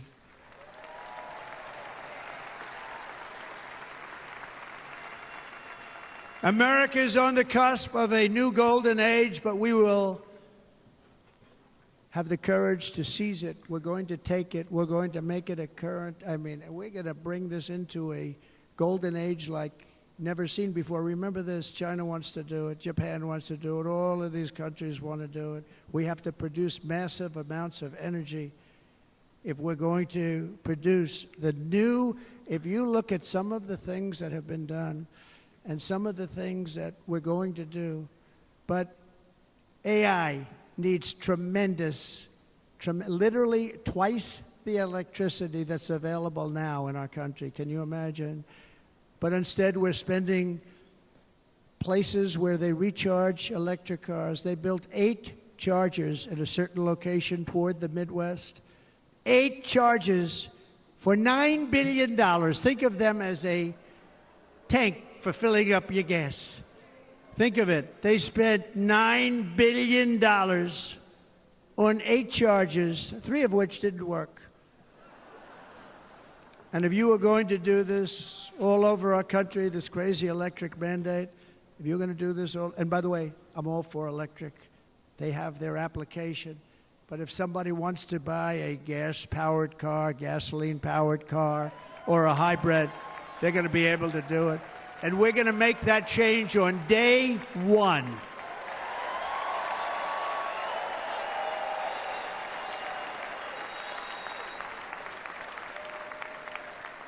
So to conclude, just a few short days ago, my journey with you nearly ended. We know that. And yet, here we are tonight, all gathered together, talking about the future, promise, and a total renewal of a thing we love very much. It's called America.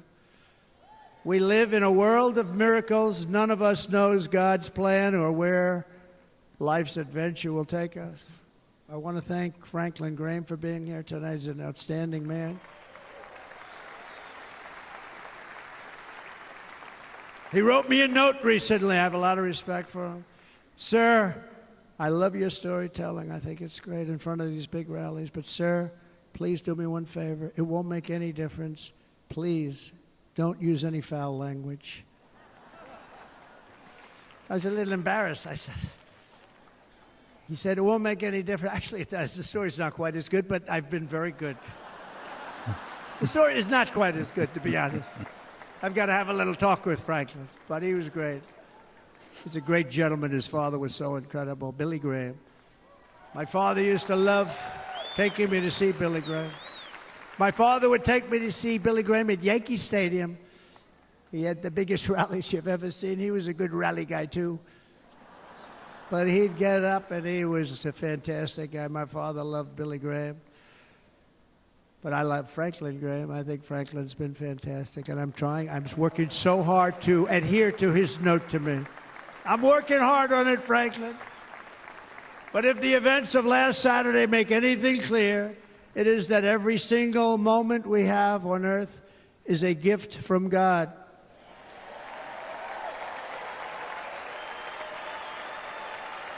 We have to make the most of every day for the people and for the country that we love.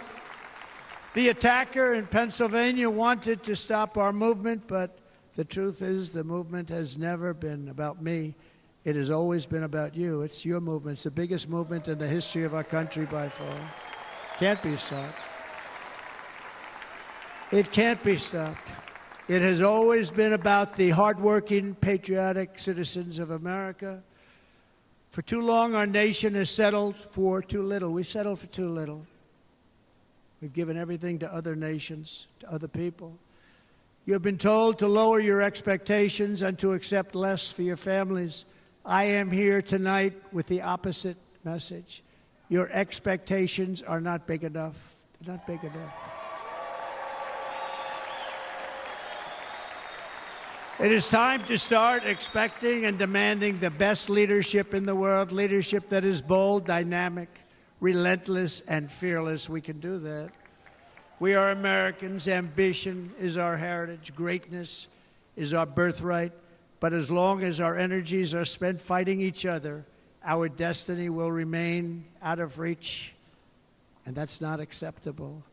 We must instead take that energy and use it to realize our country's true potential and write our own thrilling chapter of the American story. We can do it together. We will unite. We are going to come together, and success will bring us together.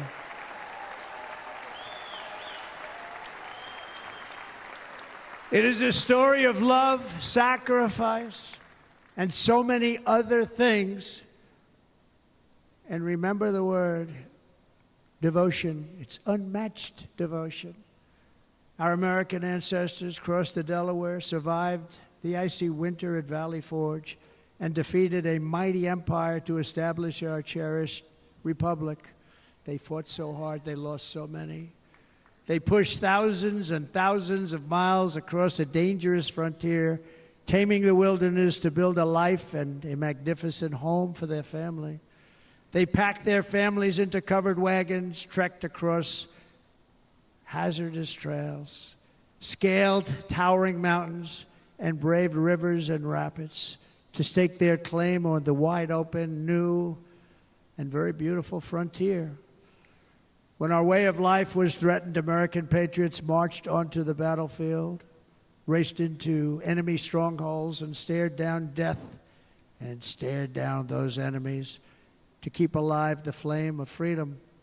At Yorktown, Gettysburg, and Midway, they joined the roll call of immortal heroes. So many just so many heroes, so many great, great people. And we have to cherish those people. We can't forget those people. We have to cherish those people.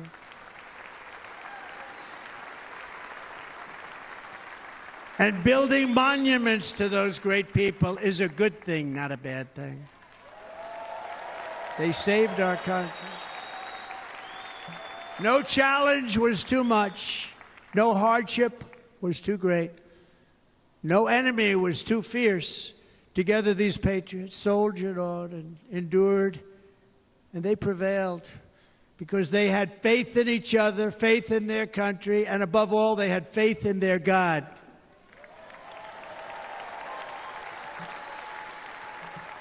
Just like our ancestors, we must now come together, rise above past differences. Any disagreements have to be put aside and go forward, united as one people, one nation, pledging allegiance to one great, beautiful, I think it's so beautiful, American flag. Tonight I ask for your partnership, for your support, and I am humbly asking for your vote. I want your vote.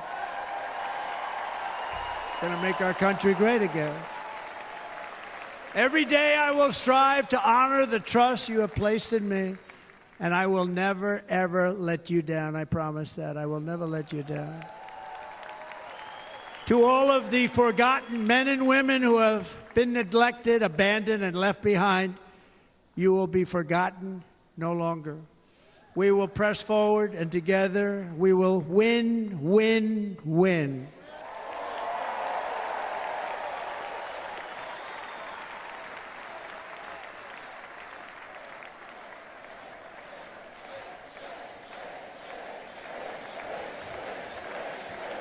Win, win, win, win, win, win. Nothing will sway us, nothing will slow us, and no one will ever stop us. No matter what dangers come our way, no matter what obstacles lie in our path, we will keep striving toward our shared and glorious destiny, and we will not fail. We will not fail. Together we will save this country, we will restore the republic, and we will usher in the rich and wonderful tomorrows that our people so truly deserve. America's future will be bigger, better, bolder, brighter, happier, stronger, freer, greater, and more united than ever before.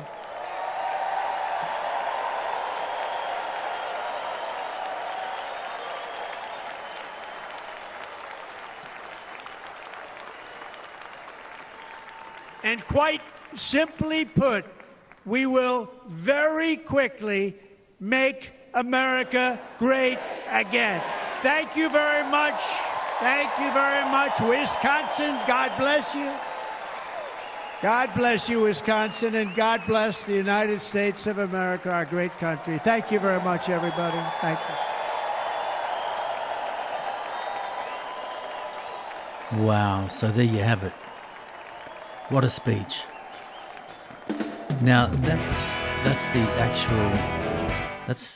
actually my first ever. Oh, here we go.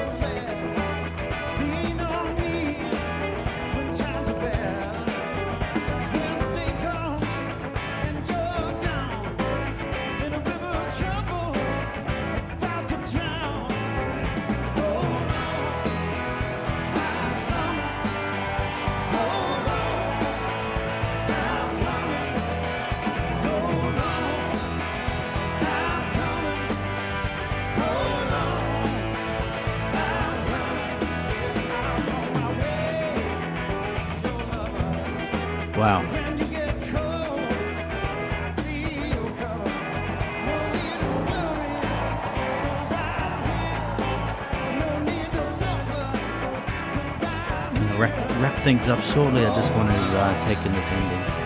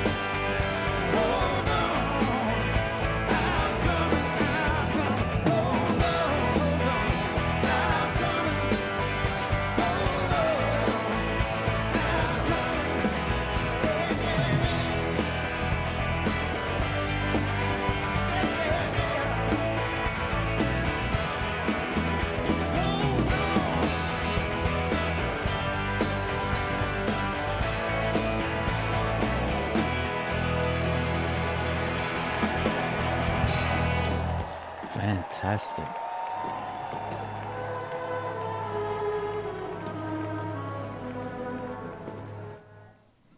Now, one thing you cannot compare is Donald Trump and the way Donald Trump speaks, commands an audience. Joe Biden can't get anywhere near that. And look at this family standing beside their father, their grandfather, and probably the future president of the United States, number 47. So his speech started out with the assassination. It was extremely touching the way he went through it all, and what it meant to him, what sort of impact it had on him.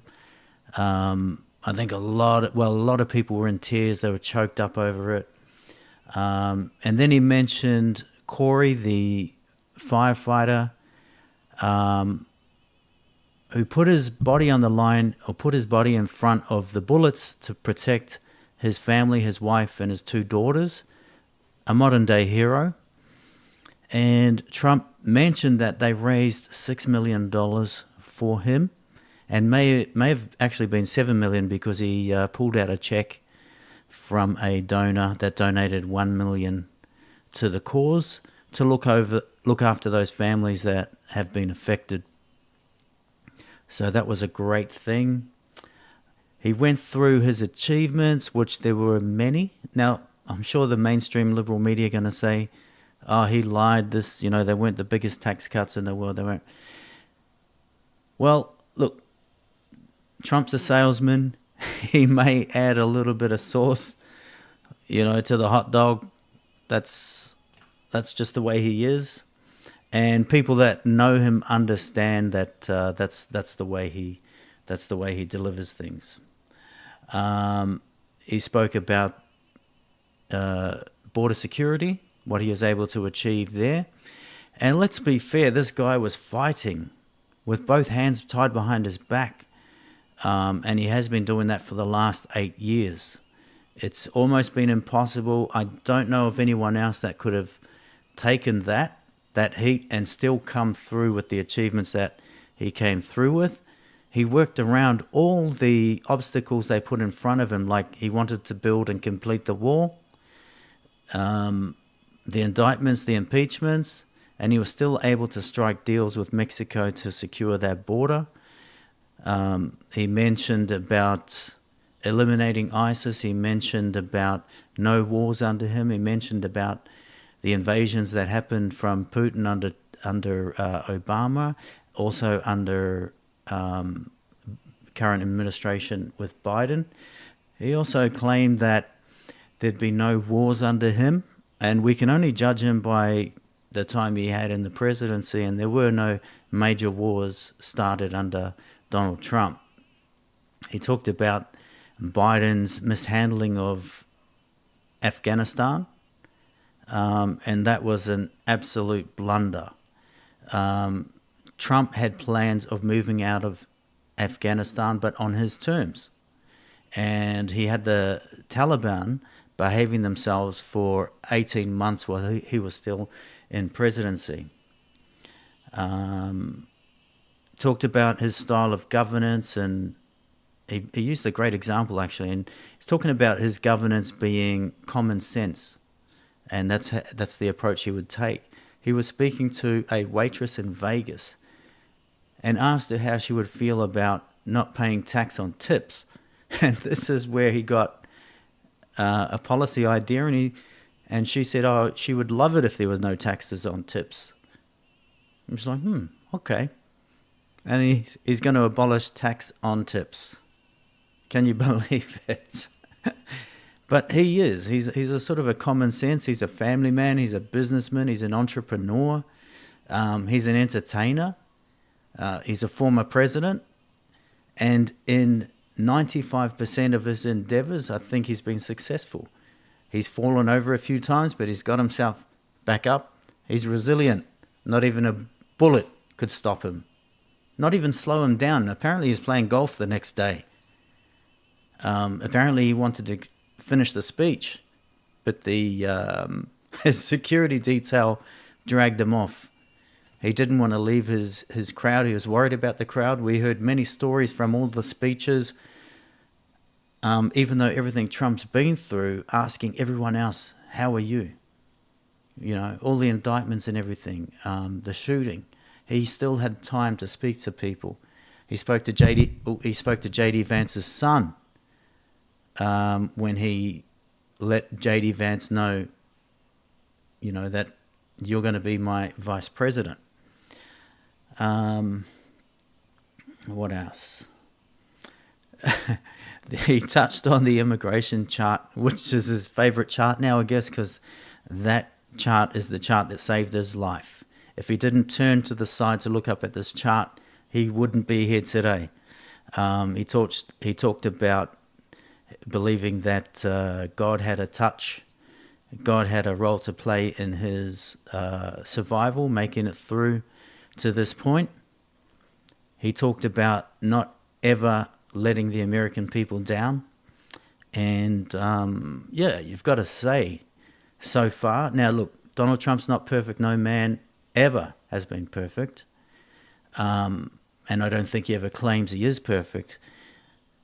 But I admire his tenacity, his will, his resilience, his determination, his drive. He ticks differently. He's not... He comes across as being a fairly normal guy. It's great to see him with his grandchildren. Great to see him with his wife, Melania. And she also needs credit, but his kids who have stood by him and stand by him. And, you know, they're responsible. They have their families. They all seem very balanced. They seem down to earth. And let's face it, Trump's not in this for the money. He doesn't need to be shot in the head. He's worth somewhere near $6.7 billion. Now that is my first. I can't remember if I mentioned this, but that is my first Trump speech that I've watched from beginning to end. And there were certainly some highs. There were some lower, flatter points. He does tend to go off subject. He probably could have done that speech within sort of 30 minutes, even 20 minutes. But I think that's what makes him relatable, that he doesn't mind spending time having a chat. And we heard that throughout the speeches time and time again, that he took the time to call me. He took the time to speak to my children. He took the time to speak to my wife. And always asking about how other people are. We have this perception, because we see him a lot of the time through the eyes of the mainstream liberal media, and people that have this perception of this man. And I've got to say, my perception hasn't changed that much since the shooting. It just reinforced those perceptions I had of him. Now, back in 2016, I thought he was everything the mainstream liberal media were telling me, because I didn't follow Donald Trump's career that much. I didn't follow him during his The Celebrity Apprentice. I didn't follow him during that time, so I didn't really know him from there. I heard him in the rap songs. Famously, he's in over 300 rap songs, probably getting close to 400 now. But yeah, great images, great energy. The future looks bright, providing he can stay safe. And we hope and pray that he and his family stay safe. Let's hope J.D. Vance, and I'm sure he is, going to be a good vice president. Things are shaping up very well for the Republican Party and the conservative movement. The only thing that can derail it is these plots against Donald Trump. Like I said, let's hope and pray that he can get through it all. Now, if you haven't already, don't forget to hit that like, hit the sub, share this video far and wide, jump in and onto the playlist and check out. There might be some other videos there that you enjoy. I actually do have a Donald Trump playlist. Now, for some reason, these Donald Trump videos, they don't do anywhere near as well as some of the other videos that I do. And I do enjoy covering the movements of the American political system as it's happening, because it has such an impact worldwide. And I feel as though a lot of policies that the Americans have eventually make their way around the world and start shaping. The rest of the world followed all the woke nonsense from the US. They're starting to pull that back in many, particularly European countries, some Central American countries, and South American countries. So we hope and pray that Donald Trump stays safe. And thank you very much for joining me. Thanks for joining One and Done. And I look forward to see you in many other videos. Take care, everybody. We're going to dip out now. And good luck to you, your friends, and your family. We'll see you soon.